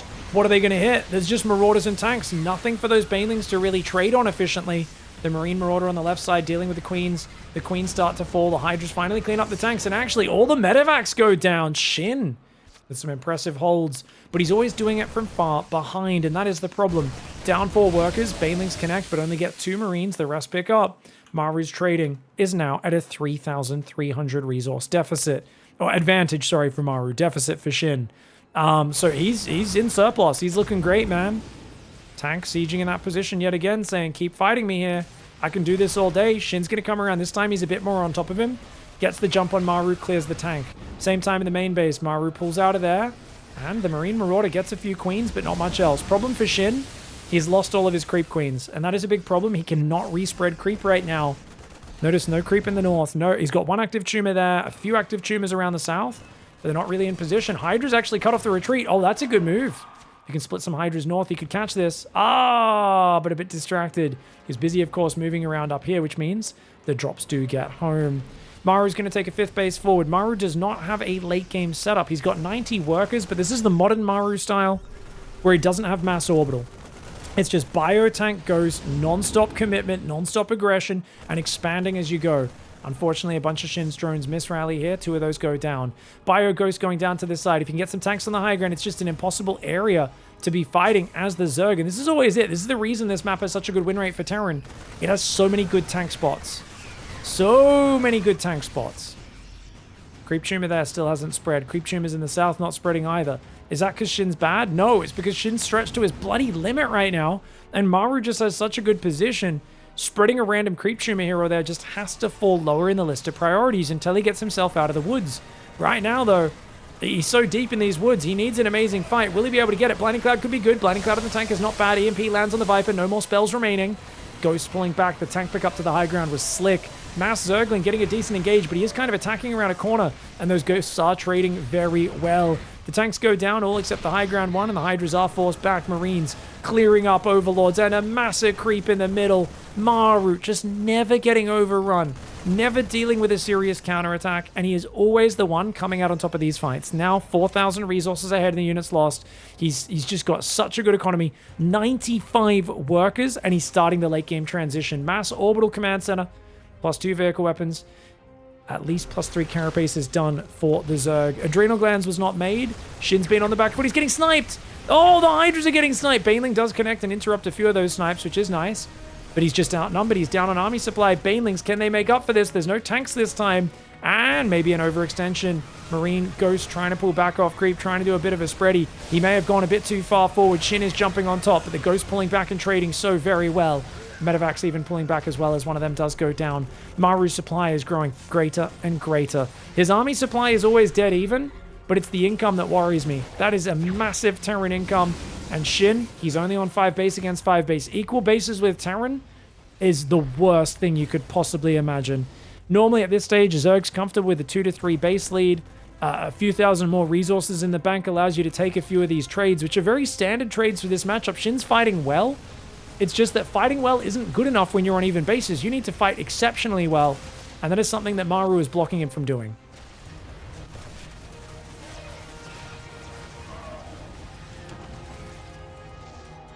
Ultras have been added to the mix with a single Viper. The Maslingbane Hydra still looking for an angle, but he's running into a defensive entrenched location. Snipes all over the Banes and the Hydras. The Planetary is a little vulnerable. He could take it out, but he's going after the Ghosts with the Banelings instead. He's not going to find the mark, though. The Ghosts, a few of them do go down, but is it enough? He's going to take out the Planetary. He gets a Planetary. Shin gets it. He abducts that tank. I don't think it's in range of the Ultra, though. The Ultra trying to get in behind the mineral line. The SCVs will go down. Oh my god. Dude.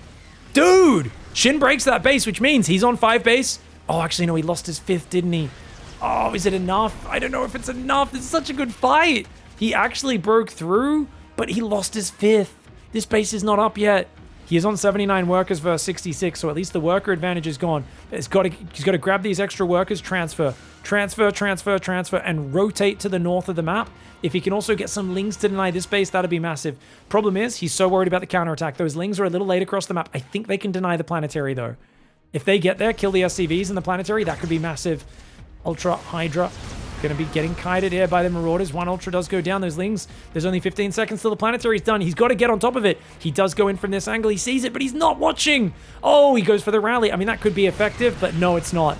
Getting the planetary would be a way better pick off. The lings jump on the rally, and they don't get much. They're going to go after the SCVs, but it's just a bit too late. The bio is nearby. The SCVs are ready to repair, and Maru has that planetary sticking up firm and erect. A bastion of FU to the Zerg on the right side of the map.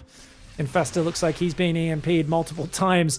The bio goes still hitting this hatchery. You cannot afford to lose this hatchery right now. That is your 4th base. Oh, God. And it goes down to the last Marauder hit. Oh!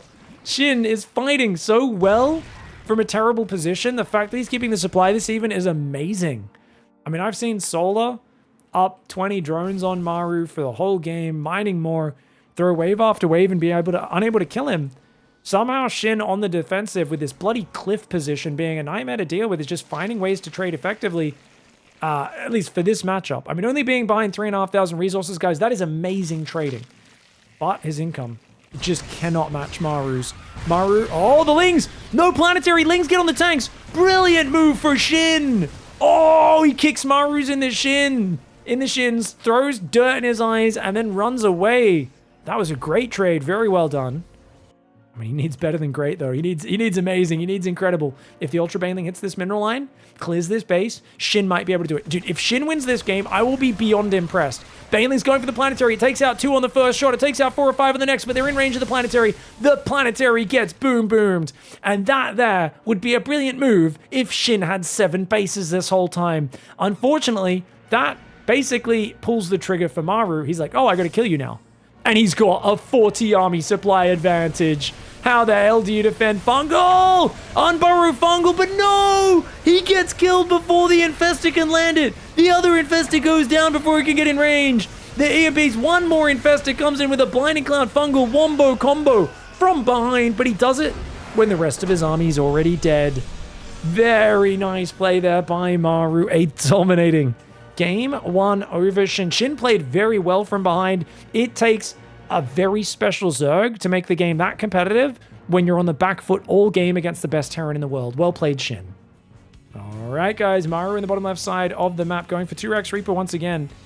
I stand by what I said. I think SHIN definitely could have gone to 22 or 23 drones before building Lings in that last game.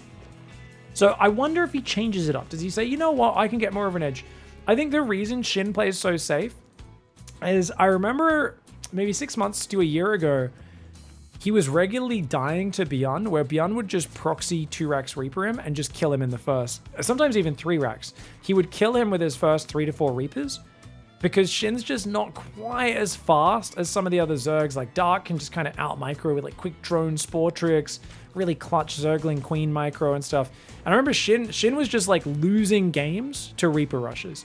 And I think there maybe still is like a little bit of overly safety kind of mindset for him, a bit of a paranoia, perhaps you could call it. We'll see how we go. We were talking about drinking too much soft drink before, and people said, "Well, I'm American, so I live on Mountain Dew. I'm basically a ground corruptor." Of course, referring to the fact that his urine is definitely not a natural color. Shout out to Radio Voice Guy for owning up to that one. It's funny because like I just drink almost too much water. I've cut back the amount of water I drink, especially around meals, because I was always like burping and getting like indigestion and stuff. And I realized it was just because I was just guzzling way too much water around meal times, especially because I'm like talking all day and casting and stuff. I'll be like, oh, my throat. And I'll like think like drinking a copious amount of water is going to help it. Whereas you just need a little bit of water, right? And especially warm water helps a lot. But yeah, I was like, man, why am I burping all the time? And I was like, hey, maybe it's because you drink like 4 liters of water a day. Like, you know, it's not the worst thing in the world to have like a little bit of color in your waste. Mine would always be like, I'm pretty sure You couldn't, there was no smell, you know? Anyways, I'll stop talking about Wii. Sorry, guys. It's too TMI, too much information. Third command center does go up here. Factory, and the second barracks is building the reactor. Probably get a tech lab on the first one in a little bit. Now, I wouldn't mind him popping that marine out there and then trying to lift this and kill the overlord. But it is a little bit worrisome to do it too early because, you know, ling speed's already here. Now, only 6 lings into a quicker third, way more drones, no actual damage done.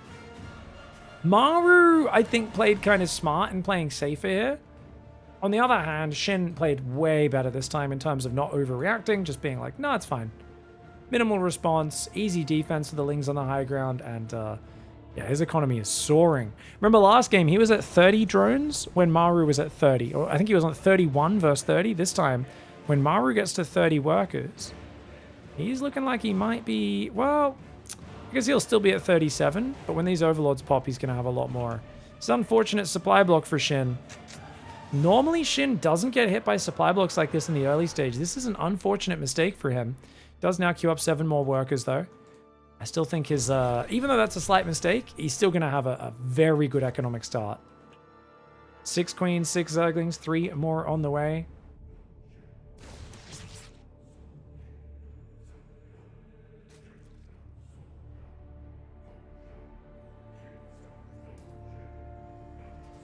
Third command center is there. I feel like MARU's just playing very standard from here, right? Yeah, he's just going to do like a 2-1-1 after these 4 Hellions. So double engineering bay is already going. I guess we just build 3 more barracks in the main next up. Get reactors on those. Not a bad way to play. He might actually... He could, after the first 2 medevacs, swap the starport in the factory. Swap the starport off, build a new reactor, and put one of his next 3 barracks on that reactor. That's a decent way to play. Now, SHIN did scout the factory on the reactor with the starport building, so he should have a very good idea of what's happening. Interestingly, he's building zerglings already.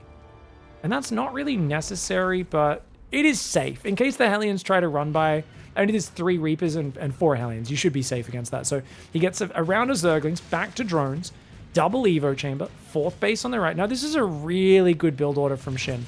I think, honestly, at first I was like, oh, don't build zerglings. But actually, he was so low on zerglings until he built those lings. This was just him being safe. And he put off that safety precaution to the last possible second, which allowed him to push his drones very, very high. 20 worker lead. That is beautiful. Now, on this map, if you take this 4th base, you have to break these rocks. Try to break those rocks as well. Can be nice, but you got to kind of defend the push on the right. And most importantly, around the watchtower. And this is where things can get a bit awkward, is if the Terran just controls the watchtower all game, trying to get control of this area is very difficult to Zerg. +2 bioweapons is already on the way, man. Guys, he's only building a 3rd barrack, still no 4th and 5th, +2 armor, combat shields coming in. Marines on the right side will take out that Overlord. Hellions on the left did clear up creep over there. The Overlord does get popped. Chunks of its meat go lying on the ground on that right side of the map. Queens should be fine with transfuse micro, but 1 queen does go down. Ooh, he's kind of low on energy now. Transfuses very early there.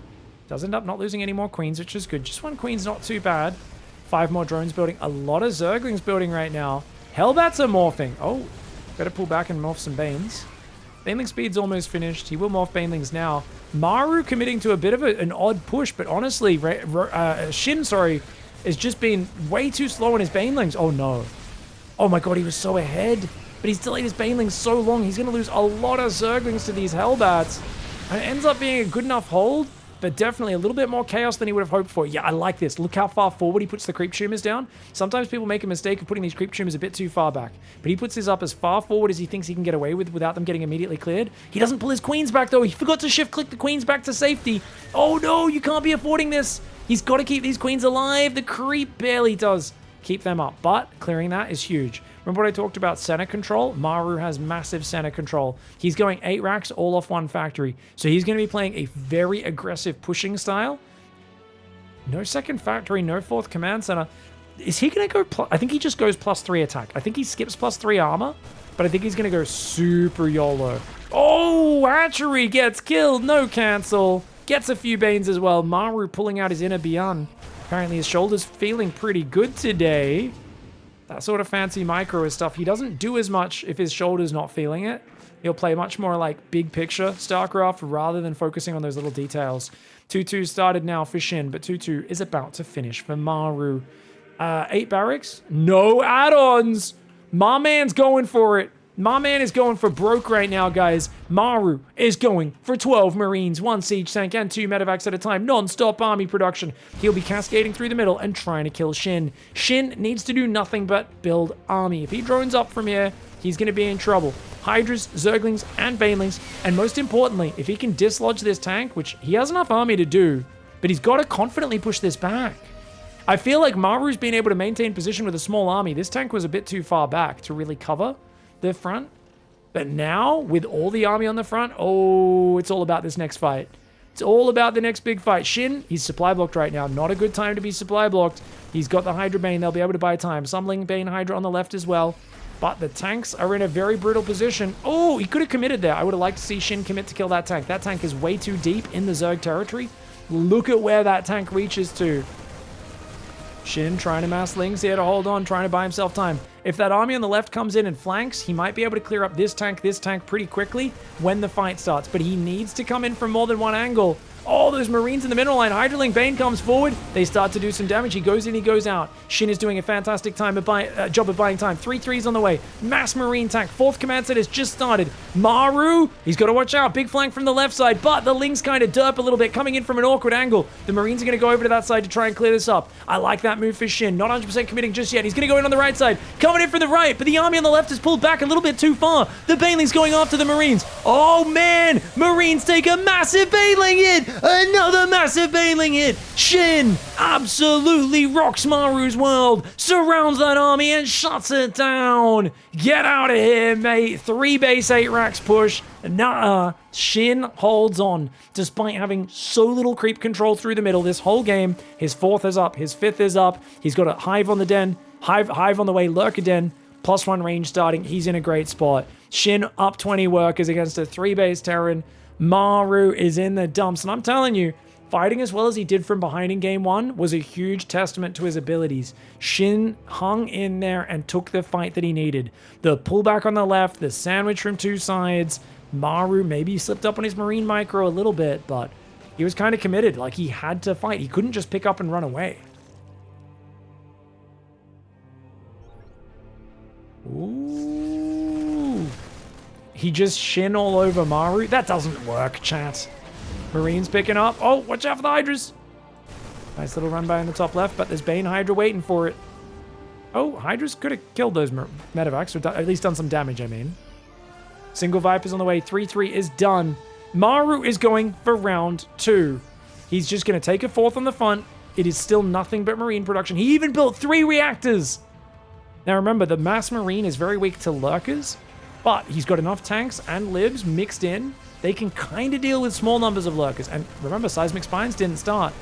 Shin needs to make Lurker tech, and he's not making the upgrades. He's building 7 Overlords right now. There we go. Lurker upgrade finally starts. He's a little slow on it. No +3 carapace yet, just yet for him either. I'd like to see him buy a little bit of time. I love the Ling Run buy. The Ling Run buy is fantastic. Still no Adrenal Glands, just like that last game. This time he has more money. I think it's important for him to get that Adrenal. The Zergling Run buy is nice. I'd like to see more of those Ling Run buys coming in. Looks like some Bane Hydra did come in from behind it, but those Hydras and Banes will get cleaned up. I think sending mostly Zerglings for those counterattacks is probably where he's going to find the most value. Losing that hatchery is not really a big deal for Shin. It does not matter.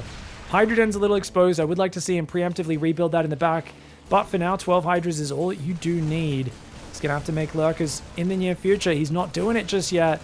He's still on Hydra Ling Bane with a single... No, 2 Vipers are out. 2 Vipers are coming in. He's going to wait for them. If he can abduct the Siege tanks, maybe 1 or 2 Liberators, he could do pretty well. But the Marine Focus Fire gets 1 Viper, gets 2! Only 1 Blinding Cloud goes down. Maru with the clutch there. Shin not sending his army in early enough. He sent the Viper in ahead of the army, and so he cops a pretty nasty fight. Ling Run Bai gets cleaned up at the same time. Maru is still on 65 workers. He's down, but he's not out. He's got the bigger army, and that last fight was not good enough. There's no Lurkers to stall this out. It's just Hydra Bane. If he just had 2 or 3 Lurkers here, it would be game-changing, but without the Lurkers, Maru senses weakness. Maru shoves for it. Fixed bayonets in charge, boys. And the boys do not hesitate, for when you're fighting for God Emperor Maru, you do what he says. You do what he says. You get in there and you charge into hand-to-hand with his Zerg. You impale a Hydralisk and you get to tell your friends about it around the bar later that night. MARU with a nice comeback there. What went wrong for SHIN? Let's do a very quick post-game analysis, because after that previous fight, he was in a very good position, but I think he failed to respread creep and assert dominance in this middle area of the map. So I would have liked to see him break these rocks and push back, to be fair. It's not because he's an idiot, it's because MARU kept him busy with drops. He got distracted by the drops, didn't respread this creep as much as he could have. Let's keep an eye. So creep tumors are ready to respread now, but drops on both sides, keeping him distracted. Big delay on that creep respreading, right? Really big delay on this creep respreading. I'm watching on 2x speed right now. And then when this push does come, I felt like he was a little bit afraid to fight it. I think at this point, he should already be running at this army, forcing it to siege all the way back here, and then pulling back. And then getting these guys ready to come into flank as well. But I think he was a little bit... He gave MARU too much respect. Didn't respread creep, number one. Gave him too much respect by pulling his army back and not even pretending he wanted to fight, number two. And number three, what about the delay on that lurker tech, guys? The lurker den finishes at 1050. He could start the upgrade, morph a few lurkers at this point, or if you want to wait for +2 range, go then. But he doesn't start the lurker upgrade until about 11:15, something like that. Yeah, 11:18. And he doesn't morph any lurkers at all. And you can imagine, lurkers can really slow down the Marines, and then you can just do the abducts. The 2 Vipers moving in was the big thing that we pointed out in the heat of the moment. But also, Lingbane Hydra, not good for the counterattack here. If it was pure Zergling, or if he swung around from this angle, not so close to the watchtower, that would have been a better angle for that counterattack. So bigger, more Ling Hydra heavy counterattacks, less Banelings, going further around the left of the map. Don't send your Vipers in the front, and go for Lurkers a little bit earlier to hold off the Mass Marine army. Lurker, Viper hard counters this push, because Mass Marines kind of suck against Lurkers, especially when there's Banelings backing them up. His only answer is a few tanks and libs, which he's building a couple at a time, and abducts counter those units. So, unfortunately, SHIN there just gets caught. MARU with the second wave after the first wave failed him. Normally the second wave is incredibly desperate. Doesn't work very often, but look at that focus fire. Great focus fire on the Vipers, gets it done. MARU with the 2-0, out in first place, surprising absolutely no one. GG, well played. Fantastic play from MARU. Alright. We got ourselves another series on our hands. Creator down here in the losers match in the top left, having a rough run-in with SHIN. Now playing, this is a no scout build? No scout build versus TY. TY is doing a Marine Reactor Expand with an SCV scout. TY is playing very conservative, very safe. Creator, on the other hand, playing a little bit riskier by not scouting. He's just going to take a little look around, make sure there's nothing nearby, no proxy marauder. We've got the Adepts building. Feels like a Stargate build to me, but also not, because, yeah, no, it's probably just a Twilight. It's too late to cancel Warp Gate. He would have had to mine more gas earlier. Canceling Warp Gate that late would have felt really awkward. You need to cancel Warp Gate to get the 50 gas to start a Stargate sooner, for anyone who's newer, just wondering. So for the optimized pro build orders, they always delay the Warp Gate, or they start it just to pretend they're making it, then cancel it at the last second, just to pop up to 150 gas, start Stargate, then they start the Warp Gate with their next 50 gas. Oh, Creator's having a bad day. That is not... You should be ready. The moment you get near a Terran's ramp, you should be ready. But now, deep in the orange, he does see Marines popping out of a reacted barracks, but nothing else. Great building hiding. Oh, I'm loving it, guys. I keep talking about how these older players, there's certain details and rules they follow. Like, don't build your bloody factory next to the ramp. And I've been ranting about that for the last few years. And, you know, I see guys like TY who's like focusing on StarCraft 1. He's like, yeah, I still know not to give away free scouting info. Let's, duh. I am a genius. I did almost just beat MARU while focusing on a different game. I am pretty good at this game. There's a guy in chat spamming muted emotes, Hurlian. Can you guys just let him know I'm not muted? I didn't realize it was Hurlian at first. Like, he's a literal moderator of this channel. Tell him to plug his headphones in, guys. He's like, oh, why, Pig's muted, quick, I gotta help him, I gotta let him, he literally doesn't know. So please help him out, guys. The number of times we have people drop into live streams and go, oh man, this streamer needs to fix his audio, guys. Everyone's like, you know, we can all hear him except you, right? And then they're like, oh, my headphones wasn't plugged in. And you're like, yep. Yeah, there we go. He says, or apparently my speakers just died. It's so nice as well because he's like trying to get my attention. Be like, oh no, Pig's casting while muted. Sometimes he accidentally hits the button. I'll let him know. I'll do him a favor here. This happens a lot. It's cute. Stalker in the top. Going to intercept the Marine. That is a sick move. Oh, did you want to scout if I have a third base? Oh, I'm sorry. TY says, oh, what was that? You want to deny my scouting? Yeah? You think you're cute denying my Marine scout? I'll kill your adept, idiot. Liberator opening, guys. Liberator Marine tank. But he's doing it without the Widow Mine drop. Oh, and he's bringing SCVs. He's bringing 3 SCVs for repair on the tanks. But this is 4-gate blink. This is a really bad situation. TY needs to go home. TY has no information. Oh, God, he's walking into a trap. The Stalkers kind of wrecked this. That blink is ready. Oh, Creator, a little slow on that blink on the right side. Stalker's coming in from behind. Uh-oh, I don't know about the blink forward there. He does barely get the tank. Worth losing 1 Stalker for that. Gets an SCV as well. Some would argue it's worth losing 2 Stalkers for that. He's trying to come in from every side right now. Creator trying to give him the triple angle Stalker prong. Very nice play. He's going to lose a few more Marines than I think he needed to. But at the same time, he does completely shut this down. Oh, he's lost 3 probes and mining time in the middle as well.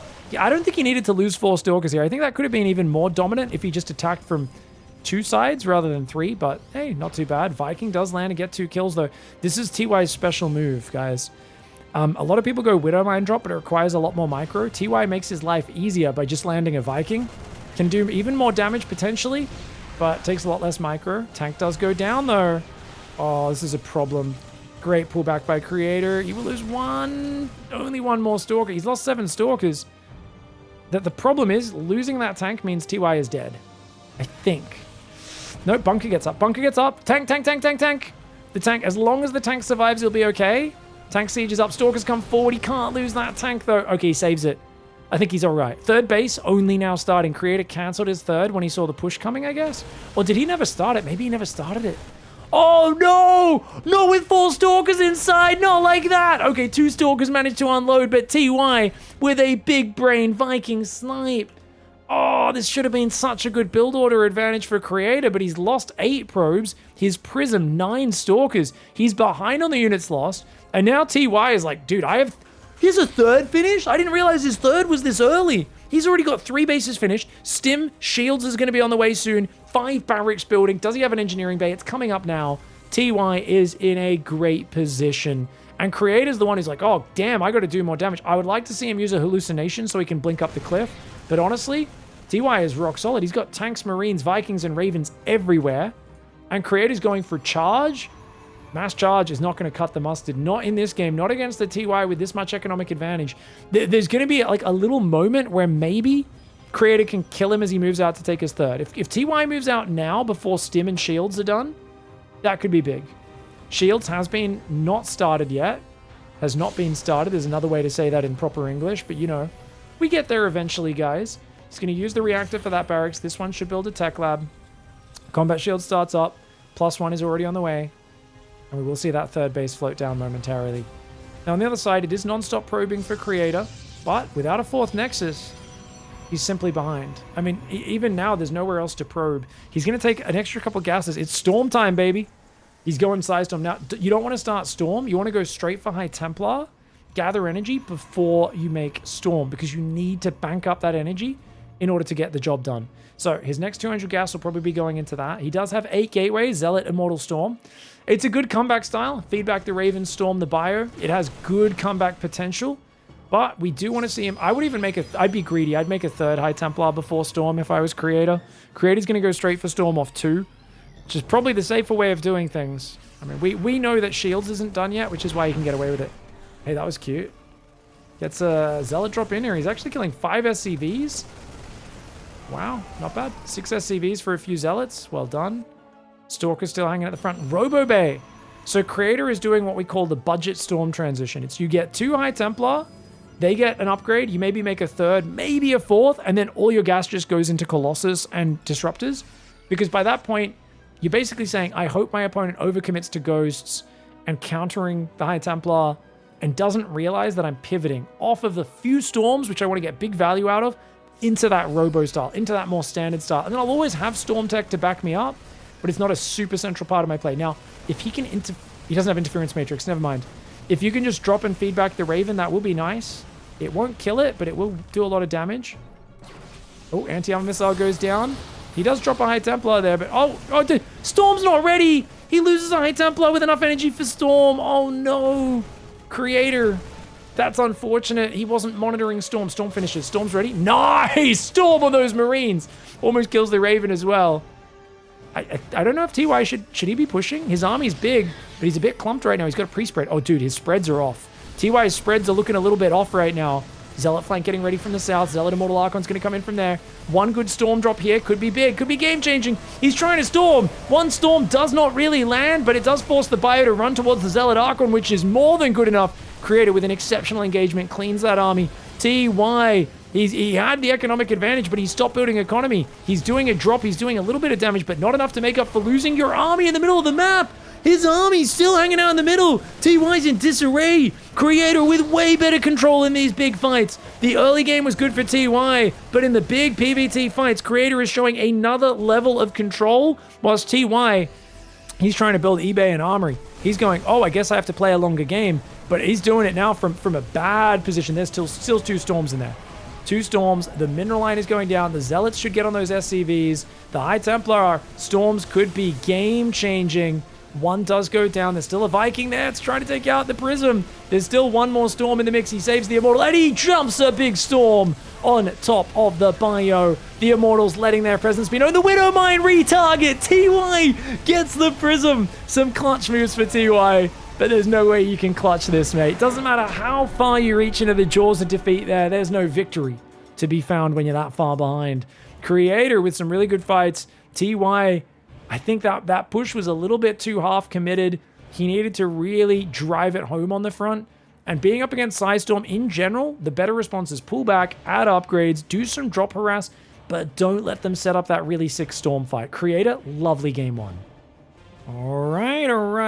Getting to the pointy end of this group now. TY in the bottom right. Unfortunate. It felt like a bit too committed to the 3-base attack like that. Once you know they're going Storm, which he found out about pretty early, I really think you want to be like, oh, okay. Just be very careful with how you set those fights up. And as your army scales up, the kind of Zealot Immortal Archon part of the Protoss Force doesn't scale all that well. Especially once you get like ghosts and all that sort of stuff. But TY was just a bit more committed maybe than he should have been there. And just got kind of jumped on. Took a little bit too long to either get the army there, or you could say he hit too late or he hit too early, right? Because it was right when Creator's army hit that strong point of like, I got my storms, I got this big force, like I'm kind of ready for you. And yeah, I mean, he had the warning of that High Templar that dropped, didn't have Storm quite finished, killed it. It's a good start. It was like a good start for TY, but if he pivoted and wasn't as committed to the attack, I think he could have done very well there. Anyways, Creator's going to scout for proxy and then come over. There is an SCV scout coming across for TY as well. Good depot raise to protect the SCV. And Drilly Boy comes out and says, taste my drill. I like to imagine SCVs are very aggressive when they're chasing probes away from their base. They're very creepy sometimes as well, to be fair. Oh, you want to taste this? You want to lick my drill? Do you want to know what it tastes like? The probe's just like, I do not want to know that. That is weird. Leave me alone.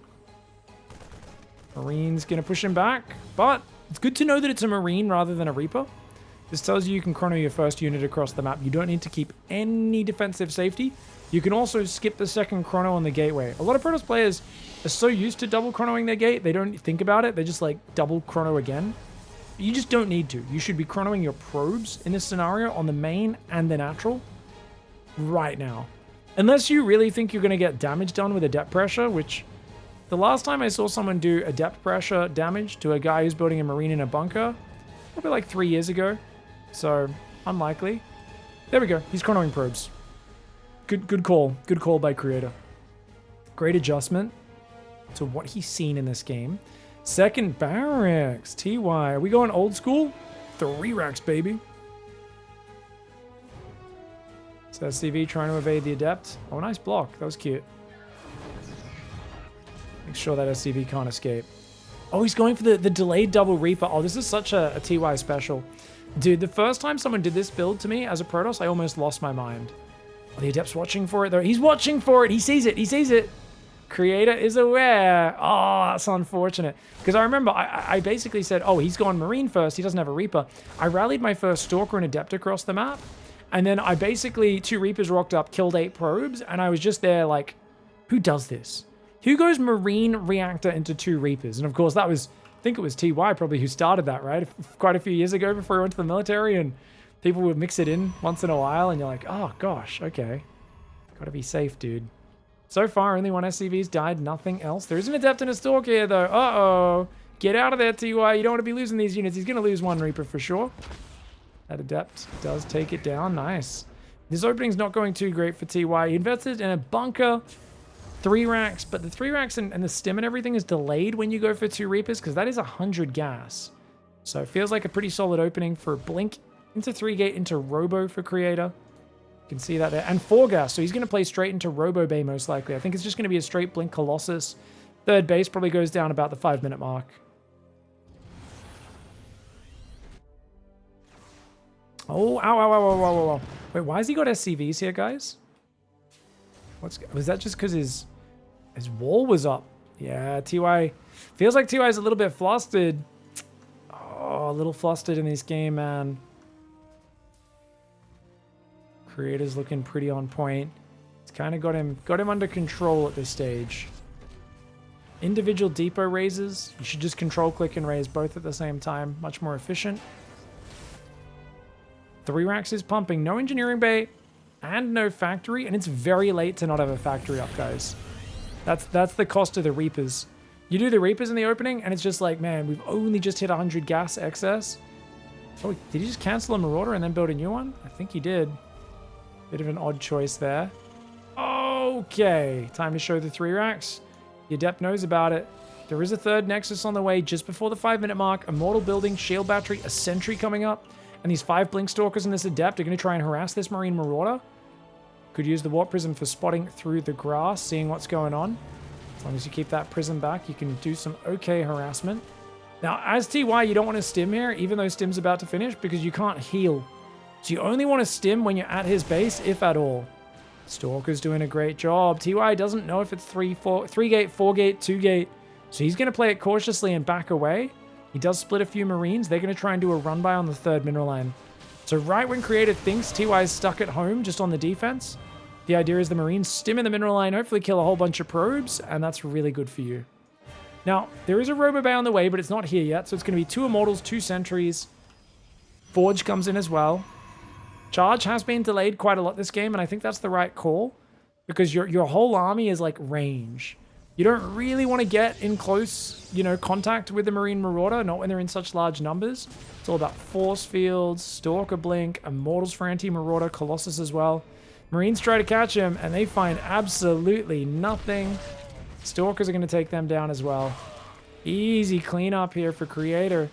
TY is just finding nothing. Wow. I'd love to hype this game up, but he's turtled up on 2 base with 2 bunkers right now. He's 6.5 minutes. He's just starting his medevac production. This is a terrible scenario to be in as the Terran.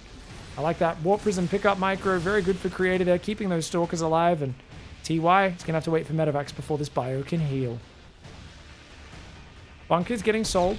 Gets a bunch of the resources back. Oh, look at that. The Adept's even going to get an SCV kill potentially. Yes, he does. Oh, that's so awkward. Quickly places a new one. 2 bases reasonably well saturated. No 4th gas. TY's 3rd command center goes down, but he's still floating a bit of money. Creator, on the other hand, is his first Colossus out. Dark Shrine on the way. Oh, that's going to be nasty. Dark Templar counterattacks against the guy who only has a turret on the edge, looking for Warp Prisms, which means DT's walking in the middle could do great. Ooh! Gets the SCV putting the command center. Guys, that 3rd command center, look at this. It's got to wait for another SCV to come. Even he gets blocked by the Marine Marauder a little bit. Finally gets over here, and it's like 7.5 minutes, and our 3rd command center has just started. Creator is large and in charge, and TY, he is just falling further and further behind.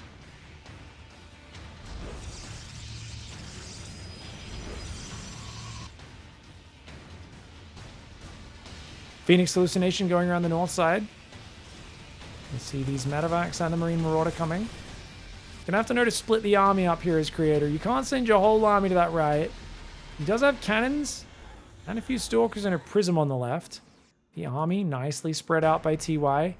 Only a third command center and 59 workers. Same worker count that he pushed on in the last game. We'll see if this time around, do we see Ghost Academy? Vikings? Second Engineering Bay Armory? Anything like that? Keeping my eyes glued to the screen. Only another Medivac starting. No Viking just yet. There we go. Upgrades. So he's going to go for upgrades. He'll head for 2-2 in a little bit. And no doubt Viking production should be next on the menu. I think he saw the Colossus earlier. Oh, does he see this? Oh, no. DTs. Oh my god. They're kind of trying to track his army a little bit. Oh, there's a turret there. There's a turret. DT, is he going to hit the Marine Marauder? No DT blink this game. Just hits a Marine, kills it, runs away. Oh, quad drop on the left. Quad drop on the left. Finds himself a juicy Warp Prism loaded with Zealots, and that will do. Doesn't focus the Prism. A little lazy on the control from TY, but that's okay. Ghost Academy does start up. Gets all kills on the Prism and whatnot. Nice scan. Grabs himself a Dark Templar over there as well. Pretty good cleanups. And one has to wonder, what about the progression for Creator? He's building Immortals and Zealots. I mean, you've got 3 Colossus, which is good. It's a good army, but it's not like he's going for the game-ending army, right? Necessarily. He could win with this army. There's no Vikings to deal with the Colossus, so to be fair, let's be fair. 5 minutes from now, this is not the greatest army. Right now, it is the greatest army. This is all Creator needs. Endless Guardian Shield. He's got Archons, Zealots, backing up 3 Colossus. He's also got now 3 Immortals. I mean, this army ain't going to be going down to what TY is packing. TY is going to need to put a bit more meat into this army before he can get that done. Widowmine does get a decent hit. He's got to get out. He's got to get out. Kills a few Stalkers, which is nice, but he's going to lose a full Medivac. Good focus fire by Creator. Army in the middle of the map, rotating to the south to back this army up on the left side. Meanwhile, Creator's way out of position on that top right. Stalkers blink after it, though. They grab another Medivac. Unloading there, a big mistake. Zealot and Observer spot the army coming through the middle. Creator scrambling to the left side. TY needs to go home. He needs to evade the engagement for a while. He's building Ghosts. He's making +2 attack. He's going to make a 4th command center. He's still not making Vikings. Oh, no. Oh, he's playing like, do you guys remember back on 2000 Atmospheres? Before TY went to the military, 2020, 2021, this is what Cure and Clem used to do back then as well, where they just did nothing but Bio Ghost Medivac. They never made Vikings, and they just relied on doing this sort of Doom Drop multi-prong. It can work, but you can never fight the Colossus. You have to avoid fighting the Colossus, and that's exactly what TY is doing. It's an older style, but it checks out, guys. It's basically saying, you can't be everywhere at once with your Colossus, and I'm just going to get so much Marine Marauder Ghost, I overwhelm you. Problem, he's down on army supply, he's down on economy, he's on the back foot. He does not have that unit advantage that you're normally looking for when you play this style. Cure and Clem used to love this style because what's great about it is it's a one-size-fits-all style. It doesn't matter what the Protoss is doing. You say, I'm just going to make more Marine Marauder Ghost and use Medivacs and multi-prong and kind of out-positioning. I'm going to use my movement to take advantage of you. Stalkers run forward to bait Widow Mines. He failed to blink on the first one, does blink well on the second one. Ghost getting picked off. Nope, they do pull back, but only barely. Those Medivacs trying to save those units. You can't fight the Colossus front on, like I said, with this style. TY knows his business, guys. He knows that right now he's in a terrible spot and he has to go for the base trade. He cannot stand and fight with the Colossus. Marine Marauder coming over here. The Dark Templar starting to pick off Marine Scan. Does go down. We've got the Colossus, Stalker, Zealot getting ready to recall. Disruptor takes out a couple of those Marines. Is he going to recall or no? Guys, did he just start a recall? He did! He just wasted his recall. No, it was battery overcharge. Never mind. Wrong ability. I was looking at the wrong cooldown. I saw this army clump up outside the base, and Creator was thinking about it, but he decided against it. He decided it's better to just let the base trade happen. He has Dark Templar. If he kills all of the orbitals, Dark Templar will win the game. There's only one Ghost in this army for EMP detection. EMP only detects units for a few seconds as well. Look at this. Dark Templar. Dark Templar. He's killing a Marine. If he kills the Ghost, that's massive. Oh, he kills one of the 2 Ghosts. He does get EMP'd right afterwards, but that also knocks energy off of those Medivacs. Colossus moving into the main base. Zealot Stalker having a party. Creator, the big dog, moving up that ramp. Those Colossus letting the War of the Worlds rain down upon this Terran base. On the other side, it looks like Creator's base is getting cleared up mostly, but he ran a lot of probes away. He's got a base there and a base coming up in the top. Meanwhile, no mining left, and the last dregs of Terran.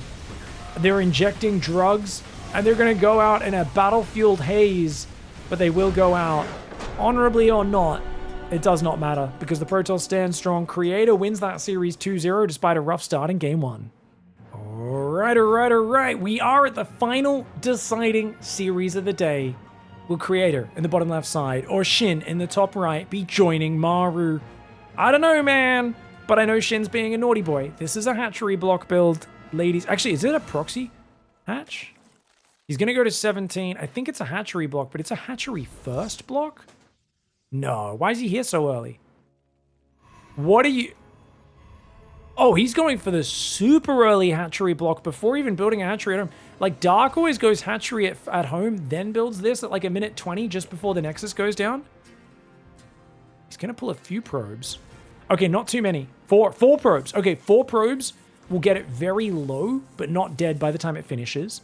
He's going to pull a 5th. That'll basically kill it around the time it finishes.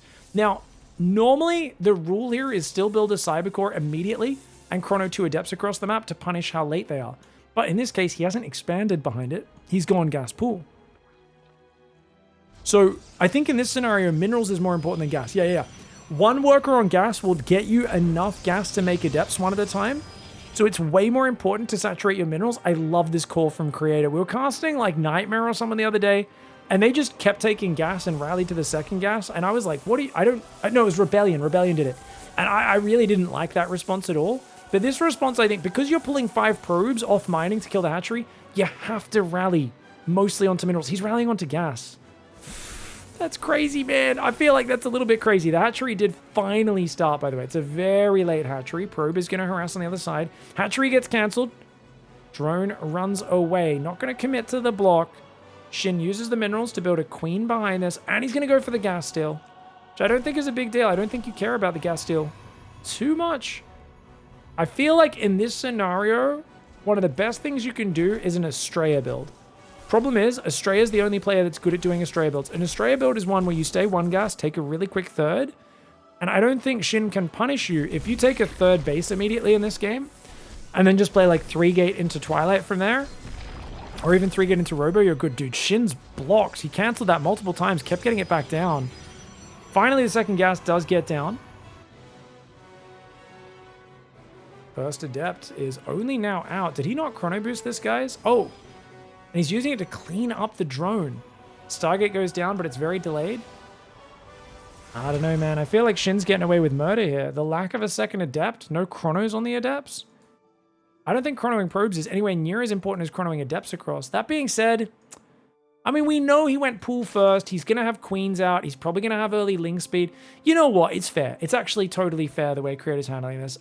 I'm so used to casting Dark's 3-hatch before pool version of this that it is a very different scenario. And Creator's got a good work account, man. 28 versus 23. It's just that because his natural's only now up, whereas the 3rd's already finished for SHIN, it's kind of like, oh, it's a little awkward, you know, that timing. Zerg can catch up in the droning now, but it does take a little bit. And remember what we said earlier today, about 40 drones is where Zerg is meant to overtake Protoss in economy. Let's see. So far, non-stop probes. Creator, actually, with the non-stop chronos is really good. I probably would have preferred that chrono save for the natural Nexus, though. Just because you want the probes popping out next to the minerals rather than spending so much time running. Yeah, I think you just rally the Oracle to the 3rd and just build a Nexus and play super safe from here as Creator. The only risk of doing that is you have no scouting right now, so you don't actually know if you're getting Baneling busted or anything. Of course, we know. We've got map hacks. We get to see everything. 2 Spore Crawlers are on the way. 4 Queens, 2 Spores. Not too bad. Hey, Wolfslayer, thanks for the 5-month resub. Hope you're doing good. Oh, 3rd base on the left. Unfortunately, the Stalker will go down, as will the Adept. Great catch for SHIN. He's going to get the probe as well. Juicy catch for him. This also keeps the Oracle at home. And you got to admit, building the spores like he did, super unnecessary. He could have skipped these spores because it's non-stop chronos on probes, not oracles. We know that. There's no way SHIN could have known that. This is just one of those things where Creator kind of takes advantage of the fog of war, you know, the lack of his opponent knowing what's going on. That is not a choke point, by the way. Between that Nexus and that Pylon, not a choke point. So There's no good areas at this third to hide a few zealots or anything like that. But because he's keeping his oracles defensive, that's not a big deal. Third Nexus comes up in about 20 seconds. Third and fourth gas up, and it's Robo. Okay. Classic creator style. He's going to go Robo, probably Forge before Twilight as well, and really focus on a super defensive build order. Normally he does this off of a Void Ray opening, but yeah, I do expect him to just be very much build an Immortal, make a Sentry.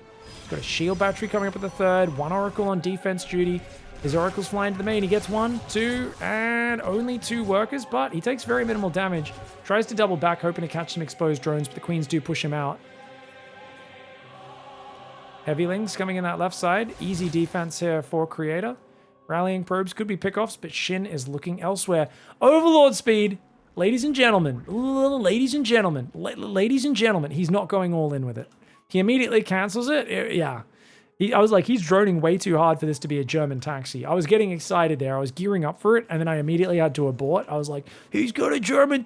he doesn't have a Roach Warren. He can't German taxi. Roach Warren and Spire go down. Hello. Dude, Shin's such a beast of doing, like... He could Roach Queen Walk. He could go Spire. Oh, Spire gets scouted. Which is bad if you're obsessed with going mass mutas. But if you're flexible, you let that Spire finish, or maybe even cancel it, and you just don't use it. Maybe you use it later on. But for now, you go, I guess we're more committed to ground then. Because you know your opponent has to respect the chance of Mutalisks now. They got to be a little careful. They got to do a lot of scouting for it. They maybe build some Phoenix. Meanwhile, you're like, yeah, no worries. Let's take a fourth Nexus. That's fine. Just going to move this probe up here. Take the gases on my third. Yep, same thing over here. No Phoenix yet. Creator's kind of playing greedy. He is pushing forward. Shin is droning right now, but only a little. He's not respecting this push, and I think that's the right call. This is not a real push. Creator is 100% going oogie boogie, waving his hands over his head and trying to scare Shin right now. Shin is wisely only making a few Ravages, Roaches, and Zerglings. The fact that he even stayed to kill the Overlord is ballsy. Creator is playing a very ballsy game.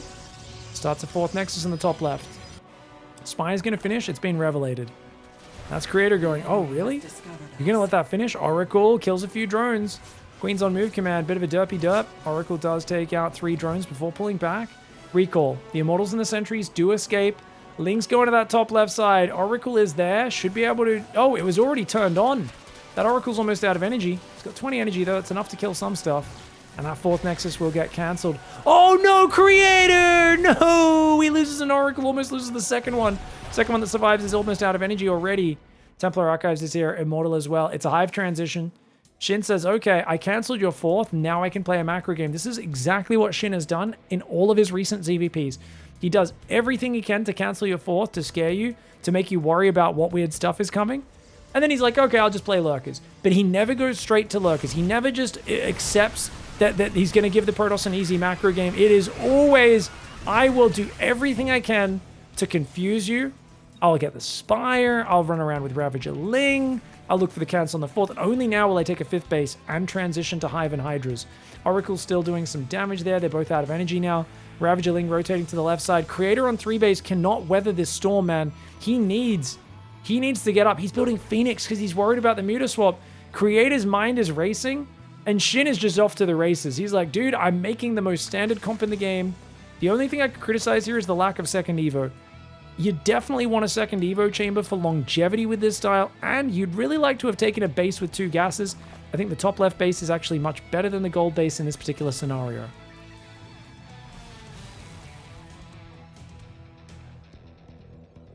Seven more drones building. My man's playing a late game. Like I said, Shin needs more gas. Second Evo for sure, yeah. He's got to get +2 range. Fleet beacons on the way. Okay, that's crazy. Guys, Creator's actually insane. He's built 6 Phoenix to counter non-existent Mutalisks.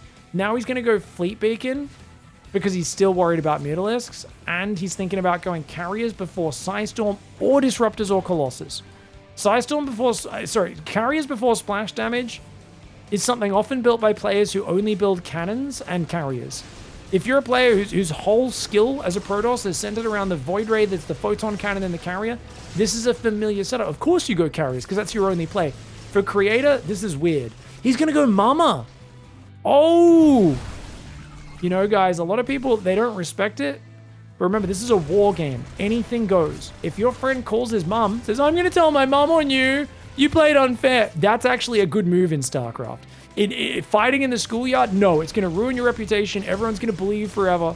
But right here in StarCraft, that's the way to work. Now, we've got old school chatters. They're saying minus 400 in the chat. No. It's 300 now. They ruined the meme. The Balance Council, they once again prove their elitism by ruining the people's memes. Lings get in to no avail. They all die. Lurkers in the top left. The mothership's actually been really big recently. It's been a massive playmaker. The Stasis Trap Immortal could hold on. I feel like Shin's been ahead for a while, but he only just started +2 range and a second Evo. He's been real slow on those upgrades. Okay, this is where things get weird. Because if he can get the Lurkers in between these bases, he crushes. Oh, abducting the Immortals! No High Templar!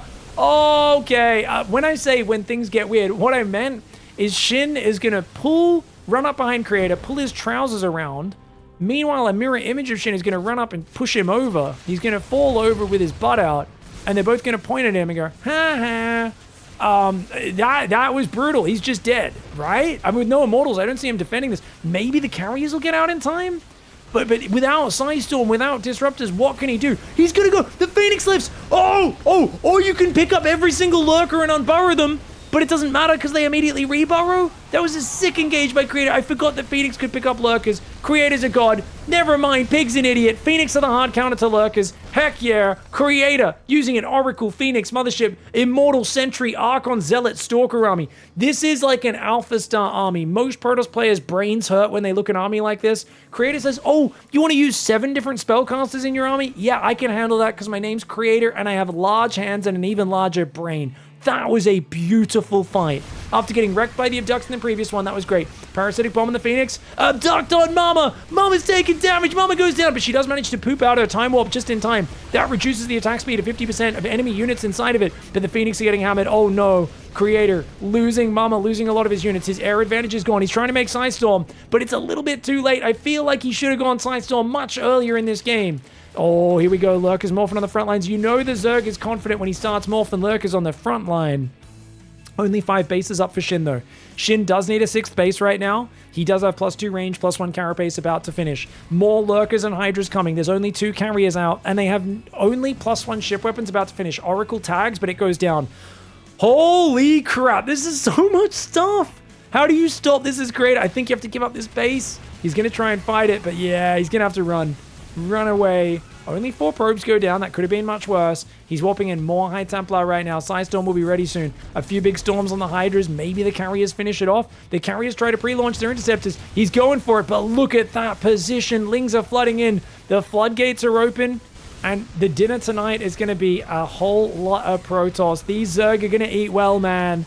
As long as they enjoy eating mostly robots and mechanical buildings. But, you know, whatever. Pretty sure Zerg can assimilate just about any essence, even if it is the essence of a 9-foot-tall, weird-ass avatar-looking guy that, for some reason, looks down on people that communicate through orifices. Anyways, Protoss predilections aside, the Archon Carrier Immortal is going to move into the natural. Up here in the main base, Hydra Lurker kicking ass. They're kicking ass right now. I feel like he's just got a head start on this, surely. More Hydras coming out right now, trying to kill the Interceptors. Spores killing Interceptors as well. There is enough money for Creator to build those Interceptors back up. He's similar army supply. Does he have any High Templar? Oh, if he warped in some High Templar before he got supply blocked, that would have been game-changing, guys. He has Psystorm. Imagine if he could just feed back the Vipers and storm all of the other units. Viper up here. Oh, what's he going to use? Blinding Cloud? Parasitic Bomb, maybe? Doesn't quite have the energy for Parasitic Bomb. The Viper will get taken down by those Phoenix. And it looks like the Spore Crawlers and the Lurkers in the main going to run into some trouble. Lurkers do get picked up. Lings and drones take out the Sentry, which is nice. The Immortal in the front, plus that Archon in the choke point, absolutely ruin those units. Lurkers do go down on the other side. Here we go, Lurker Hydra coming back. Careful, Creator. Oh, man, the Lurkers jump on top. Already, Immortals and Archons just disappearing. That Immortal dodges a few shots, but the carrier's going to die to the Spore Crawler. That Spore Crawler's about to kill that carrier. Absolute chat. A Spore Crawler off creep just killed a carrier. That's something you don't see every game. Hot diddly damn. Creator getting savaged right now. 17 Hydras, more than enough to take out these 4 carriers. The carriers are going to try to recall, as is everything else, but Shin gets in there. Takes out a Phoenix and a carrier. On the right side, that base is saturated. This one kind of low. 28 drones for Shin. His economy sucks, but he's up 30 army supply. Now, Creator has a lot more money, but all he can use it for is building cannons, batteries, and general kind of rebuilding. Oh, he's got some gateways up, so he can do that. If he can get High Templar, he can win this game. If he can repower the Stargate, that'd be big. He doesn't see the production tab. He doesn't know about the Stargate. He's forgotten about it. If he builds a pylon there, gets a few more carriers out, that could actually be big. I like that he's rebuilding the Forge because I do think cannons to entrench these 2 bases. Like, you do have a bigger economy right now. Shin's droning? What, guys? Why is Shin droning? And if he's going to drone, he needs to take more hatcheries. I guess he has enough minerals in the main and natural. It's actually pretty early. We're only at 16 minutes. So yeah, actually, he's just going to remap her up, which is fair enough. Ling comes into the main, sees the gateway's getting repowered. The Stargate's getting repowered. There we go. High Templar are warping in. He's got a bunch of High Templar. 5. Is that enough? He's going to have battery overcharge to help himself defend. He's got only 2 Immortals. No Robos up as well. And remember, his detection consists right now of... Oh, it doesn't exist. It's only cannons. It's only cannons for detection? Oh, God. Oh, God. Oh, God. Oh, man, they're coming. They're coming. The Lurkers are here. And the Rich Gas base is toast. The Forge starts an armor upgrade and instantly dies. Counterattack attempt for Creator. He's got to get these probes out of here, though. He needs to get, like, a new Robo or something. He's trying to build a Void Ray. I think he needs a bloody Oracle right now to reveal these units. Going to move forward here. Does intercept the rally. Shin's 1 Hydra does go down. Phoenix picking off Overlords is a good idea. They're not very useful units otherwise. Cannon's going to try to take out a Hydralisk, but they're going to fail. There's just too much stuff here. Time to abandon ship. Creator's going to lose his base again. He's going to run probes across the map. Maybe try and do a bit of a base trade. No recall for Zerg. Zerg does have the right side base back up and mining. Hydra's, Spores, and Queens behind there. The army's coming back.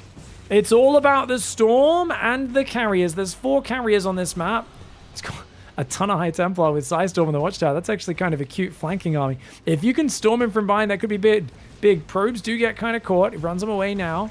Interceptors being called back to those carriers. Remember, they have 12 leash range. They can launch. Oh, abduct! Oh, and a High Templar gets caught by the Lurkers as well. Did he just abduct the second? I think he just abducted the other carrier. No, it's on the left. It's on the left. It's over there. Drones are getting picked off. Creator making a fight of this. He does not want to go down without a fight. He doesn't want to go down one game in this series. Big storms! High Templar storms! Oh, big storms do go down, but not enough to really kill anything. And Zerg units regenerate, man. They have self-band-aids. They put band-aids on their own stubbed legs. Probes are getting pulled into the Lurker Hydra. Creator's had enough. He's like, screw this. I'm going to kill your Lurkers without detection. And is he giving up? It looks like he's giving up. But he still doesn't have any detection, guys. He's got enough money to build an Oracle. He's just not. He just has no way of seeing where the Lurkers are. He's trying to engage the Hydras and get storms on them. And to be fair, does get some good storms. Dude. There's only 8 Hydras left. No way. Did he actually do it? There's only 8 Hydras left. The Vipers, they don't have an abduct. Wait. Has he got money for interceptors? He can rebuild his interceptors. He's still got a little bit of minerals left. He just warped in 2 zealots. Why would you warp in 2 zealots? That was your last 200 minerals. You needed to use that to build interceptors, not to make zealots. Oh no. I mean, he might have lost anyway. The double abduct comes in. The Hydra Corruptor's gonna do it. The zealots do absolutely nothing, as we knew they would. And Shin will win game 1. My god, that was incredibly close at the end there. That's why no one likes relying on Hydras versus carriers, because Storm is so good versus them. Alright, game 2 for Shin in the bottom right side. That was a good break in that last game. Honestly, Creator, I thought his army sucked. I thought his army absolutely sucked. But that Phoenix surround was sick. And what was so nice about it, and I probably should have replayed it to show you, but you guys can go back and look at it in that fight. He picked up 7 Lurkers with his 7 Phoenix. He then dropped them and picked up the other 7. And the reason is, when you drop them, they're unburrowed. So Shin has to manually reburrow them. So he like interrupts them from attacking, picks up the other. So he disabled like 14 Lurkers with 7 Phoenix. That was like such a cool engagement. I am just so impressed by Creator. Unfortunately, problem, the lack of splash damage. I still think going Mothership into Carrier without splash damage was just unnecessary. I think squeeze the Storm in there pretty much always before going for the Mothership is just going to be the better way of doing it.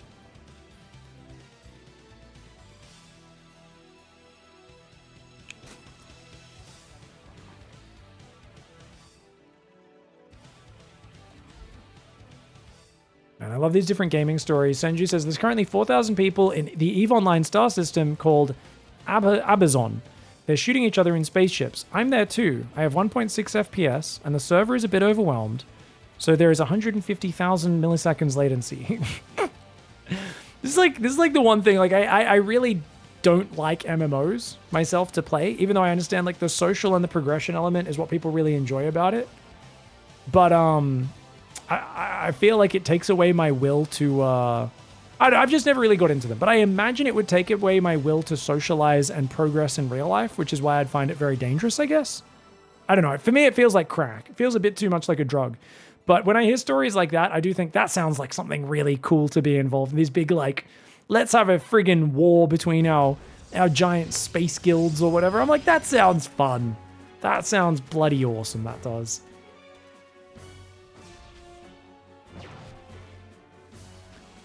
Robo Twilight on the way.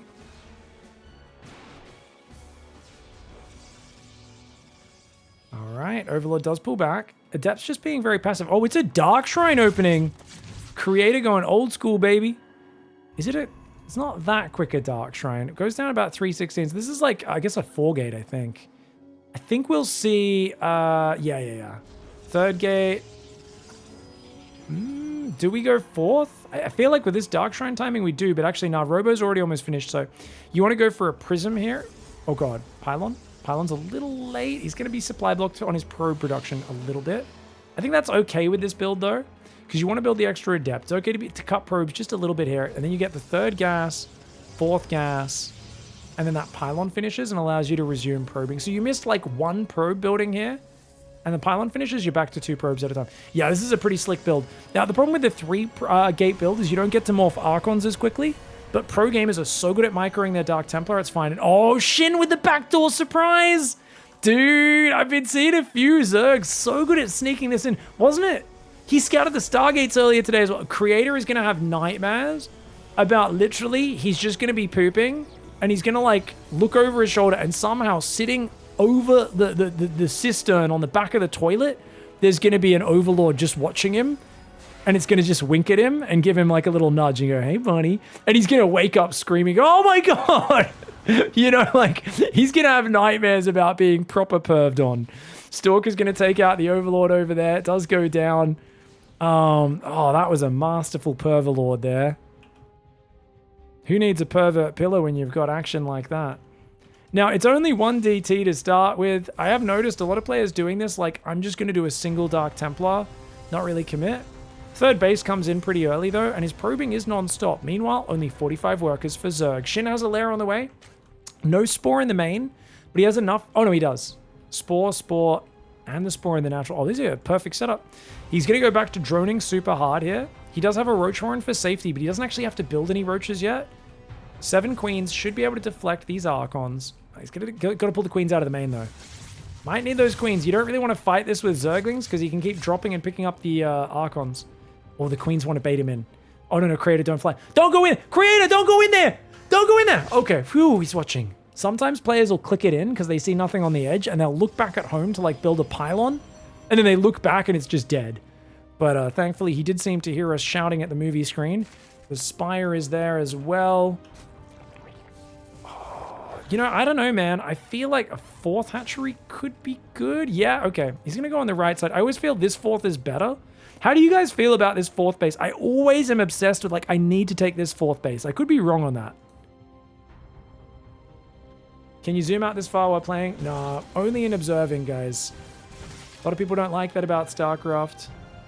It was kind of designed to be played this way, so whatever reason you can't while playing. I think there'd be pretty big performance drops potentially. I'm not sure. Adepts do go down. Oh, damn. Losing those Adepts. If he doesn't want to lose the Sentry, but he's going to. The Adept shade away, leaving the sentry out on its lonesome. Does a little random force. Oh, nice force field. Hello. The Dark Templar defend the day. That was slick. Dude, that was really good. 2 gates building into Robo Bay. Zealot Archon, Disruptor. Old school, baby. Really good style, assuming you're not playing against Mass Muta. If Shin gets up these gases and goes Mutas, I think it's really bad for Creator. He goes like heavy into Mutas. But you know what? He's not. He's only going 5 Mutas. It's going to be a Ravagerling Bane all in. We saw Shin play this against Stats just the other day. He did this against Stats the other day in the ESL Weekly. He was kind enough to share those replays with me as well. Shin's a proper legend, by the way.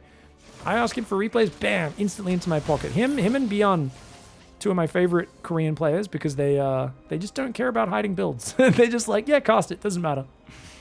Like, yeah, people saw it anyway, I don't care. Immortal Archon Zealot Stalker. Zergling's going to be pulling back. Mutas get spotted by the Observer. He's got an Archon drop ready. Cannon and battery going down in each mineral line. It's going to really help him defend. Cleaning up the Zerglings on the left. And the Archons are going to be there ready to greet these Mutt-Mutts. 5 Mutas is enough to one-shot the probes. Look at the way he chases it. Prism takes a while to die to 5 Mutas. That's why he's just flying straight at them. It's a risky maneuver if you're not good with your micro, but if you're as good at Creator, you will just pull back the moment he does target you. Cannon in that mineral line, plus an Archon as well. Stalker on the high ground. Mutas take out 5 probes. Not bad for just 5 Mutas. The droning is really in full force at this point, and there's a second Evo chamber and an infestation. So Ravagerling Bane, but he's doing it with a much bigger economy. I thought Shin was going to do his 75 drone Ravagerling Bane all in. That didn't pan out so well against Stats. I'm pretty sure that's the game where it didn't work. I could be wrong on that. Maybe it did work. Anyways, it looked like it. Maybe it was against a different player. I've cast a lot of Shin recently. Been playing some really good maps. It didn't work against Max Packs. That was it, wasn't it? I think.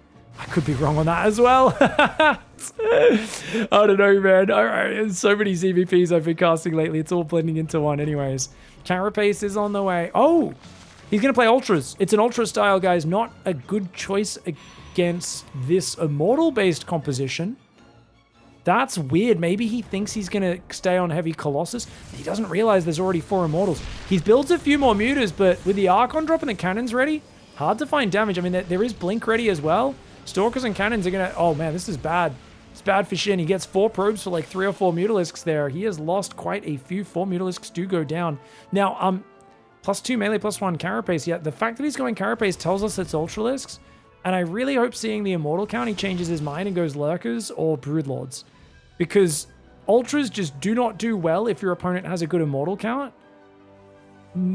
Arguably, you can make it work if you go Infestors or Vipers. But I know that Shin is more of a mid-game player in ZVP. He doesn't really like going to the Spellcaster stage. And even now he's on Mass Ravagerling Bane. It feels like he kind of needs to trade this army out first and foremost.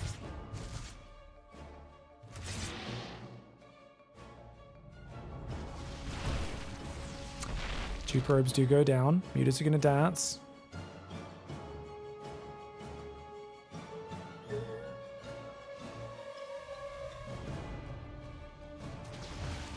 Here we go. Mutas going after the probes. Going to get some good damage here. Some very good damage. Just little bits with these Mutas. Like, that's all you need, right? You want to slowly trade the Mutalisks out. Oh, good. Did he just F2 these? He just F2'd the Mutas. The army's going for it. That's too many Archons. Guys, that is a death ball. People said death balls are extinct. What is that? What is that? Chat, internet, comments. What are we looking at right now? You want to tell me that's not a death ball? You're lying to me, buddy. That is not something you want to run Baneling Zergling into. I'll tell you that, guys. I don't know, man. There's different versions of hell depending on what religion you come to. If you go to the Zergling Baneling religion, guess what? They literally, their artistic depictions of hell involve 14 Archons, 3 Immortals, and a Colossus. Ling Bane is not what you want right now, but he's stuck on it, man. Ultras are not the play. He needed to go Broodlords. If he transitioned Broodlords, he could have dealt with this. Oh my god, there's so many Banelings! What am I looking at? A Ragnarok of Banelings comes in right there. And remember, why do we call it a Ragnarok of Banelings, ladies and gentlemen? Those who've been watching this channel for years, because number 1, Shin's name used to be Ragnarok. And number 2, because he either wins or loses the game with that one big Baneling ball. And just like he's done for years, he commits with zero fear like the mad lad and the bit of a Chad that he is. But in this case, it looks like, I mean, to be fair, he's maxed out. How is he maxed out? It's Ultras coming in, Roach Ravager Zergling. I'm amazed he's even remaxed, to be fair. Dude, that's just the unit cost efficiency. He's somehow only down 3,000 resources, despite throwing like 80 Banelings into Archons. I guess the Archons were pretty clumped up, which does make a big difference. If Creator had pre-spread, it might have been different. The Stalker's there on the front. The Ultra's coming in. How many Immortals? There's still 3 Immortals left? Maybe? Yeah, the Ultras are good versus the Stalkers, man. That Ultra on the right side does get focused down. Kindness Plating, not quite done. Link, Bane, Ultra, Roach, Ravager coming in the left side. He's kind of stuck behind his own army there.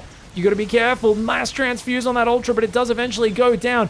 Can he break it? Shin gets rid of the Colossus. The Prism on the left side. The Biles will take it out. Will it deny the warp in? No. The Prism goes down, but the Zealots are still there. Stalker's kiting. They will get rid of the Ultralisk on the right side. Down here in the middle, the Zealot Archon Immortal getting routed. Shin is going to hold. What an absolute Chad Gamar. He passes the Chad Gamar. He does not blink. He does not try to pull his hand away, knowing he'll get that neurotoxin. And he somehow survives a situation which no one should have survived that, but Shin truly is the what's his name? The Lisan Al-Gaib or whatever it is of Zerg. He's the man who shows you how to defeat, hell, how to avoid going there, how to get to Zerg. To be fair, he's still pretty dead, right? She's so desperately counterattacking. Yeah, the DTs will defend. Oh, we can get a lot of probes. That's actually really good. He's going to kill the probes, man. He gets 9. If he can get a few more, that'd be great. He's just going to run away, though. The DTs do defend. This is such an awkward spot. 55 probes for Protoss, 62 for Zerg. He kept the hatchery alive. I can't believe that. And he's going to go Neural Parasite. This is some big Chad play. The Lisan Al-Gaib. Muad'Dib. Yeah, indeed. That's that. The Zergs are chanting it in the Twitch chat right now. This man smoked some CBD oil and he spoke to God. Apparently, because Shin's playing very good. I still think it's really hard, but essentially, I like the way he's playing. When you're in a tough spot, it's like this weird situation.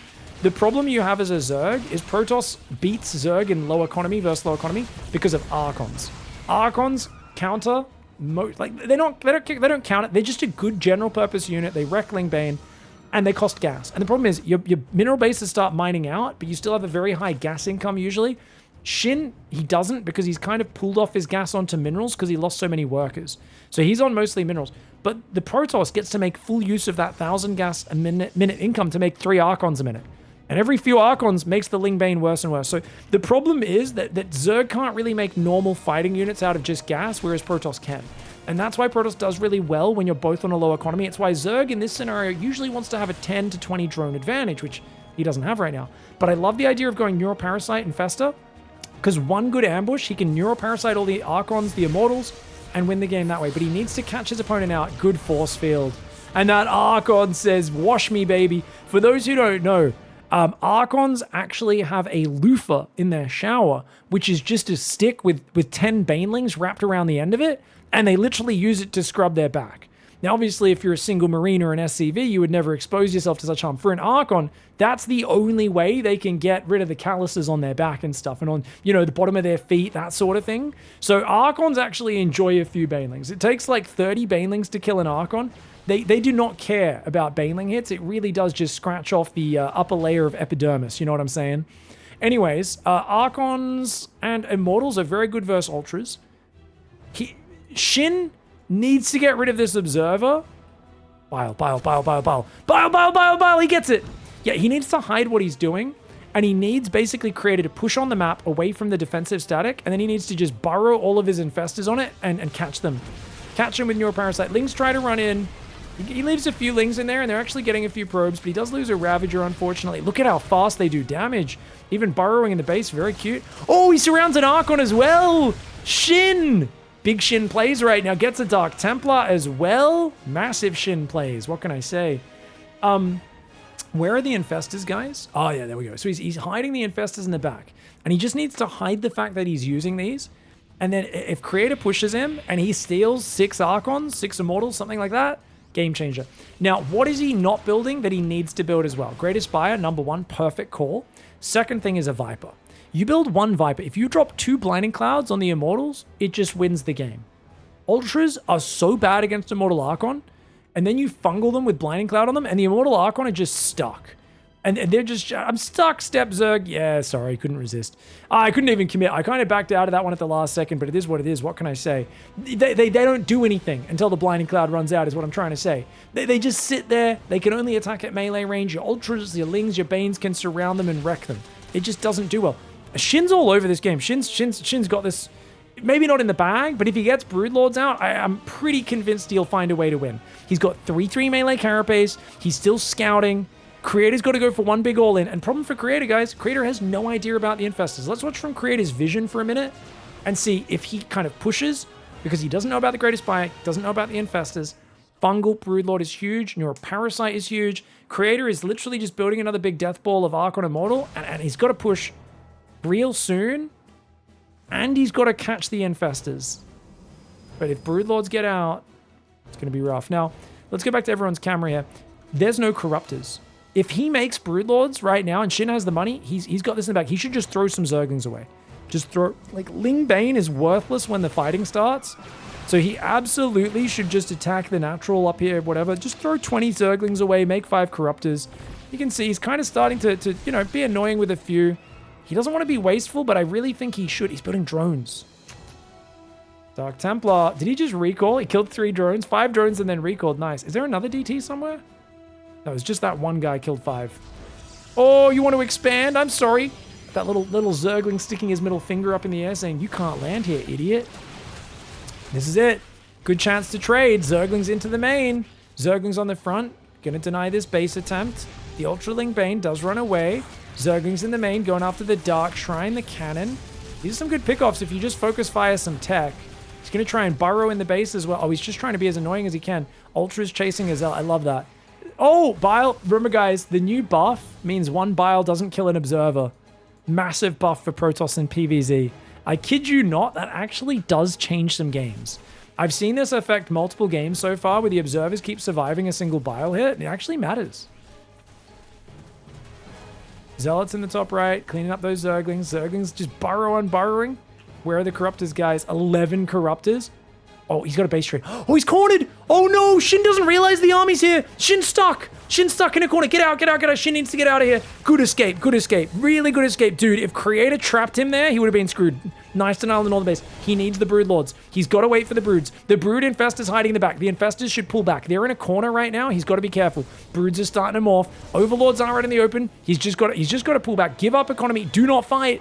Dude, oh, he's going to go for it because the Neurals. He gets a big round of Neurals on the Archons. The Ling Bane Ultra on the left. The Ultras get eradicated. The Banelings get some decent hits. But look at the way Shin pulls back. Great pullback, sorry, by Creator. Not letting this actually affect him. His whole ground army goes down before the Broodlords morph. He saw some good Neurals and he couldn't resist. But it was bait. That was the apple in the garden. That was the goddamn, the lure. That was the devil whispering in his ear going, Neural Parasite, you know you want to stick your tentacle in here, don't you? And he couldn't resist. And it actually was a mistake because he lost so much ground army just before the Broodlords came out. And now he doesn't have much support to defend against Stalkers. Good Neurals, though. Good Neurals. Oh my god, the Prisma's going to go down. But wait, he pulls back the Corruptors and the Broodlords. He's not unburrowed. He can't fungal. Where are the Ultras right now? They all died. This is what I'm talking about. He needed the Ultras to defend the Broodlords from the blink. A massive mistake right there. Oh, he got baited, man. Oh, right in the garden of Eva, the Protoss Seductress. That's the name of the Archon leader. She said, oh, come on over here, Neural Parasite. Yeah, let's do it. And he didn't kill anything with the Neural. Creator just backed away from the Neural, let it run out, and then re-engaged. And the ground army of Shin washed up and wasn't able to get it. And that's the thing is, Neural is very good, but it's not going to, in of itself, make a good fight. And the Archon count, the Immortal's so good versus the Ultraling Bane. We had a guy talking about religion the other day and CBD oil, and now we just talk about religion and CBD oil in my channel. It's okay, guys. It's just the theme of the week. We'll move on. We'll move on in our next cast. But what a great play for Creator. Takes out this whole bottom left economy. And he will be moving elsewhere in a moment. Oh, the Observer once again barely survives. That one would have survived with 3 hit points. Survives with 13, not bad. Uh-oh. Counterattack of Zerglings. Gonna need the Dark Templar to help defend there. Having DTs to defend this sort of attacks is so big, man. Battery Overcharge really helping out as well.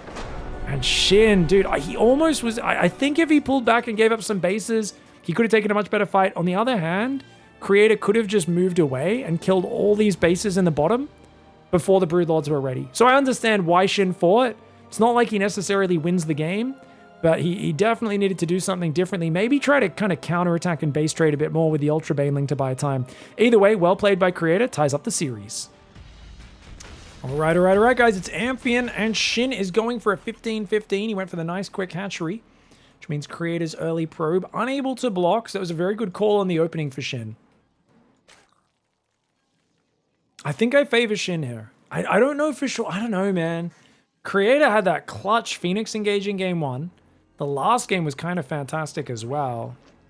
I don't know, man. Oh. All right, so guys, check it out. What is that by the... Oh, there's like a little something, little wall or building or something sticking out the back of this map. Maybe I can see it down here. Oh, yes, I can. Oh, it's the Poco gym, guys. It's the Poco shop.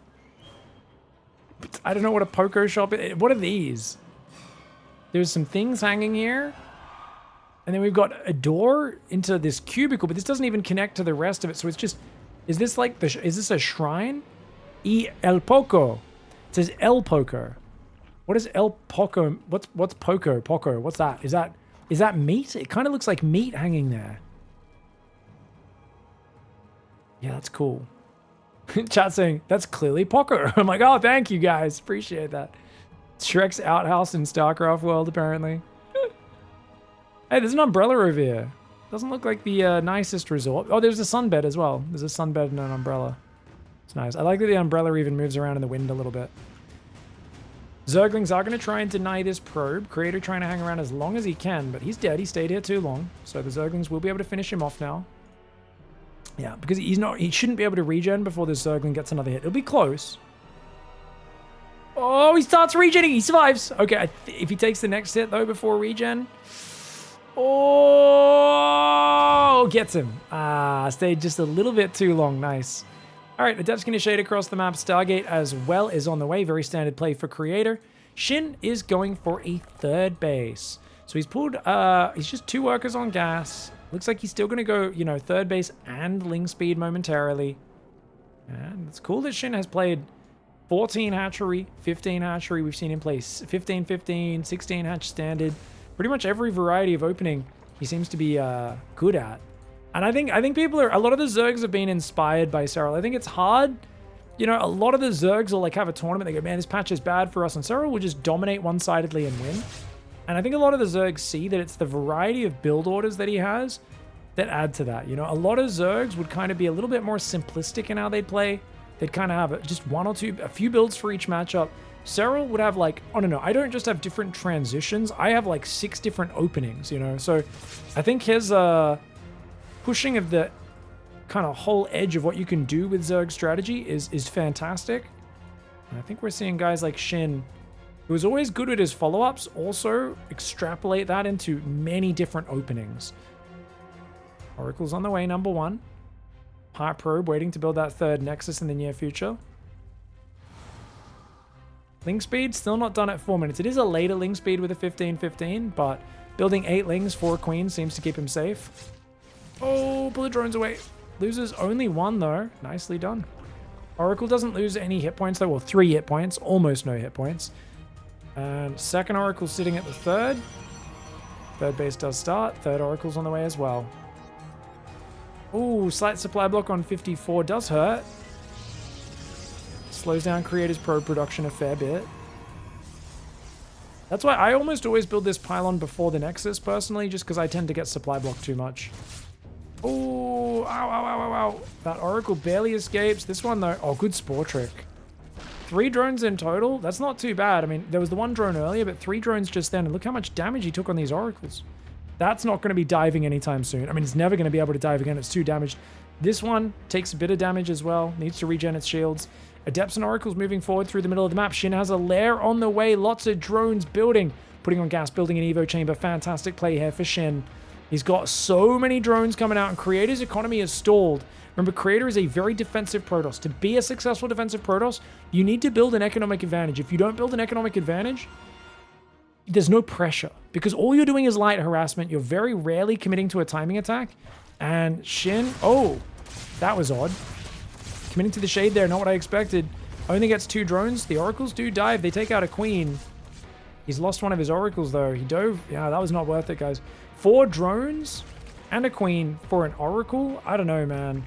It's like, it's something, but these oracles are just not finding as much as I expected them to. And it feels like Shin is in a very good position economically. Overlord speed.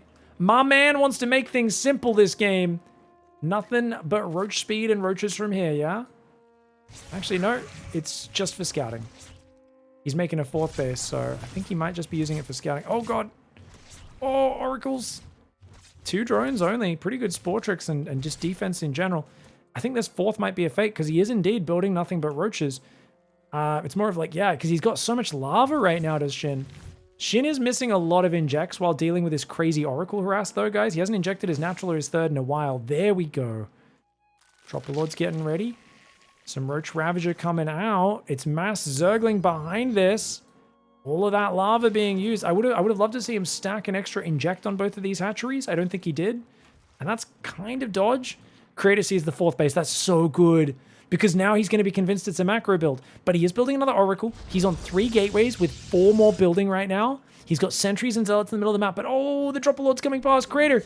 He's going to recall only now. Luckily, he gets out of there just in time. Doesn't lose any units. Oracle's pulling back. He recalled to the correct base as well. No cannons, just batteries. Force field goes out kind of randomly. The queens drop up front. One of them goes down. Nice force fields. Battery overcharge does go down immediately. Oracle's trying to take out those queens. The battery is getting biled, but it's not actually dying. He needs to click that shield battery. Shin may be messing up by not targeting the battery. The battery is doing so much healing. Oh gosh, Shin with some big miss micro. Look at that hold by Creator. Creator, a stunning hold. Absolutely.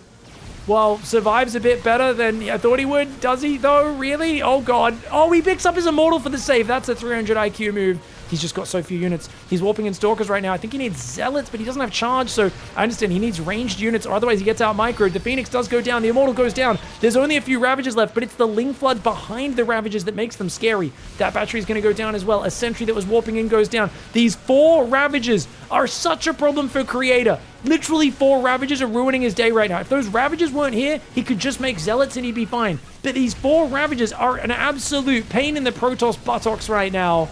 A pain in the posterior.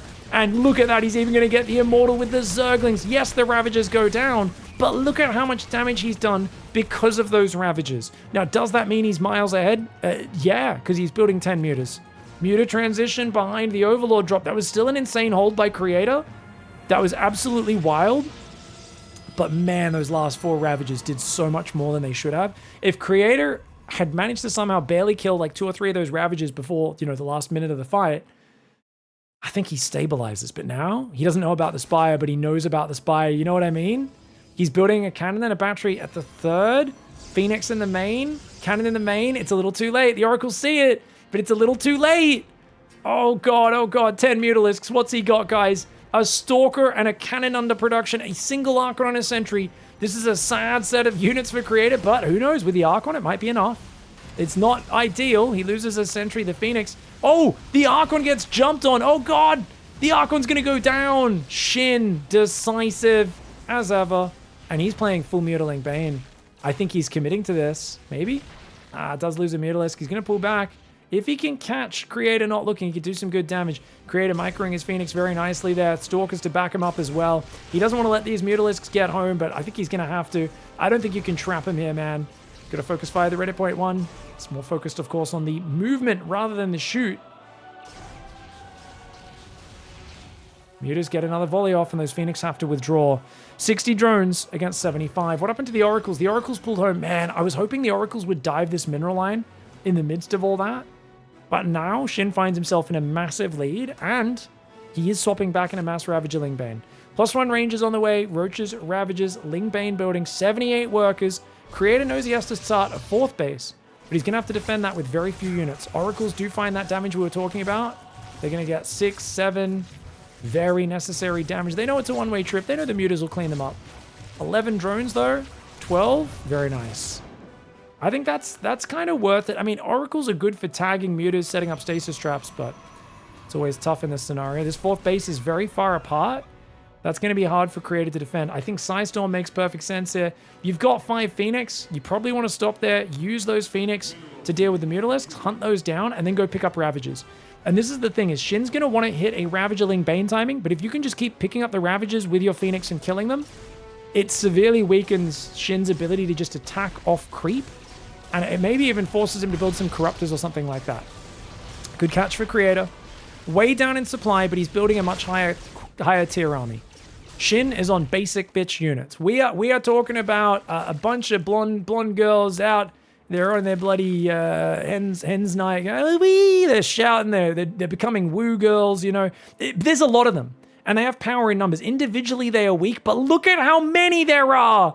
Meanwhile, a bunch of elite, fancy Protoss units. I don't care how fancy you are, though. Can you stop that many? That's a lot of Ravagerling Bane, man. That's a lot of Ravagerling Bane. Oh my lord. The Immortal out front. The units are pre-spread, but is that enough? Trying to pick up Ravagers, but only one at a time. The Psystorm. The Psystorm is big, but there's only like 2 of them. Oh, the Banelings. The Banelings in the top left. Banelings did clear out half of that mineral line. Nice Storms on the Link Bane. Zealots going forward. There's more Banes where that came from. Phoenix are getting hit by Biles. The Creator Phoenix Micro is insane. Dude! Creator does it again! Another epic hold with the Phoenix. Unfortunately, the Immortal moves in, but he saves it. Drop and dodge. Drop and dodge. Oh, the Bile does take out the Phoenix. Creator almost gets 300 IQ style points, but it was still pretty damn cool. You know what? They went too deep. They started harassing their wrong Uber driver, and it turns out the Woo Girls did get punished there. I don't know. What did he do? Kicked him out on the side of the highway, I guess. Otherwise, that was going to take a really dark turn. Like, how else doesn't... He pulls over and gets an axe out of the trunk? Like, no, that's way too dark, pig. Calm down. Let's move away from that analogy before it goes in that direction. Massive storms on the Ling Bane. And talk about budget storm defense from Creator. Oh, careful. Oh, okay, get out of there. Get out of there. I mean, he literally picked up like 5, 6 Ravagers, 7 Ravagers maybe over the course of that, dodging Biles at the same time with Phoenix as microing the rest of his army. He holds like a Chad. And what did we talk about earlier today? We talked about how Shin is like, he wants to go almost too hard on all of his timing attacks. And I actually think if he droned up in this game and went Mass Muta, I don't think he loses. I think he wins if he plays Mass Muta. But playing Ravagerling Bane now he finds himself at best even, quite possibly behind in this game. 4 High Templar, Gathering Storm, more Cannon Battery. Protoss is happy to sit on 4 bases for a little while longer. He's down 12 workers, but with the main half mining out, the natural half mine out, he's transfer workers, we're fine. Prism goes in the main, takes out a Queen, trades a little bit, picks up and pulls back. Couple Zealots in the bottom right as well. Creator's getting control of this game. And Shin likes to be the one in control. He likes to be the one shoving a big army in your face, taking a Ragnarok of Banelings and literally ending the world as we know it. But now he's stuck on Ravagerling Bane, and that's bad. Cheap vodka and gin ran out. It's an issue. Phoenix picking up the drones.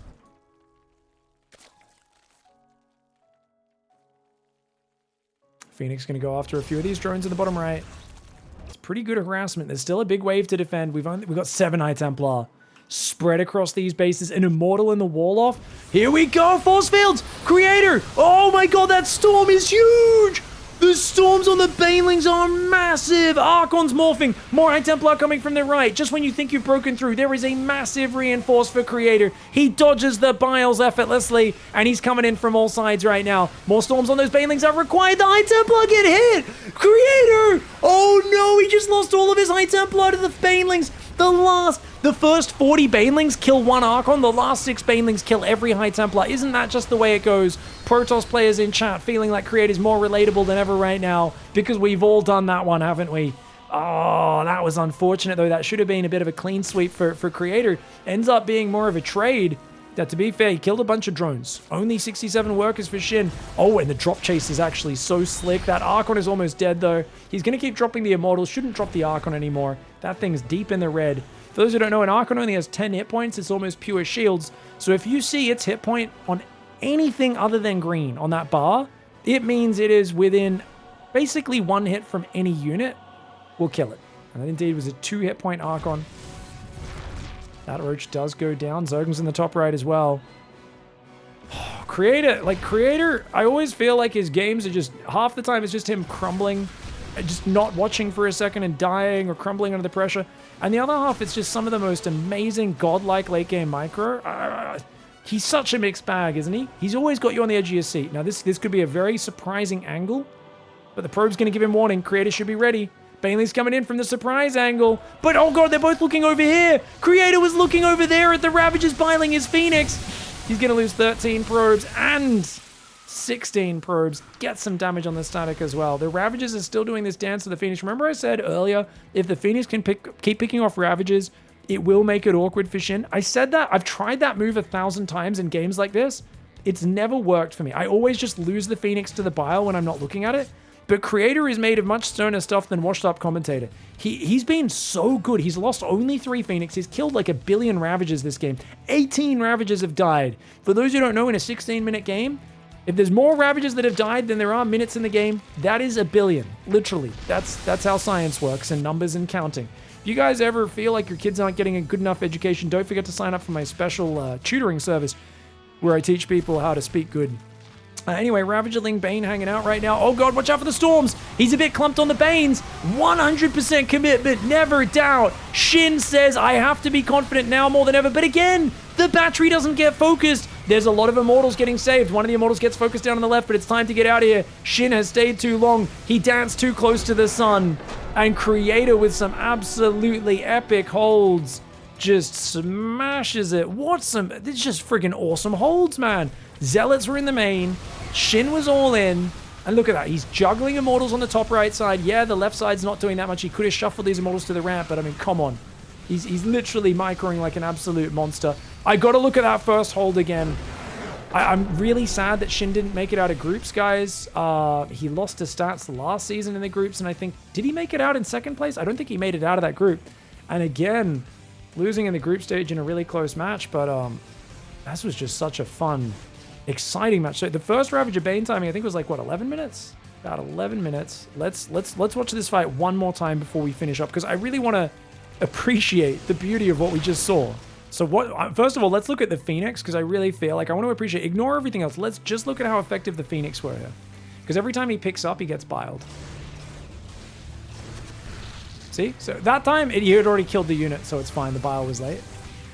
So he's picking up these units. Look at that storm. Great first storm. Pulls to the right.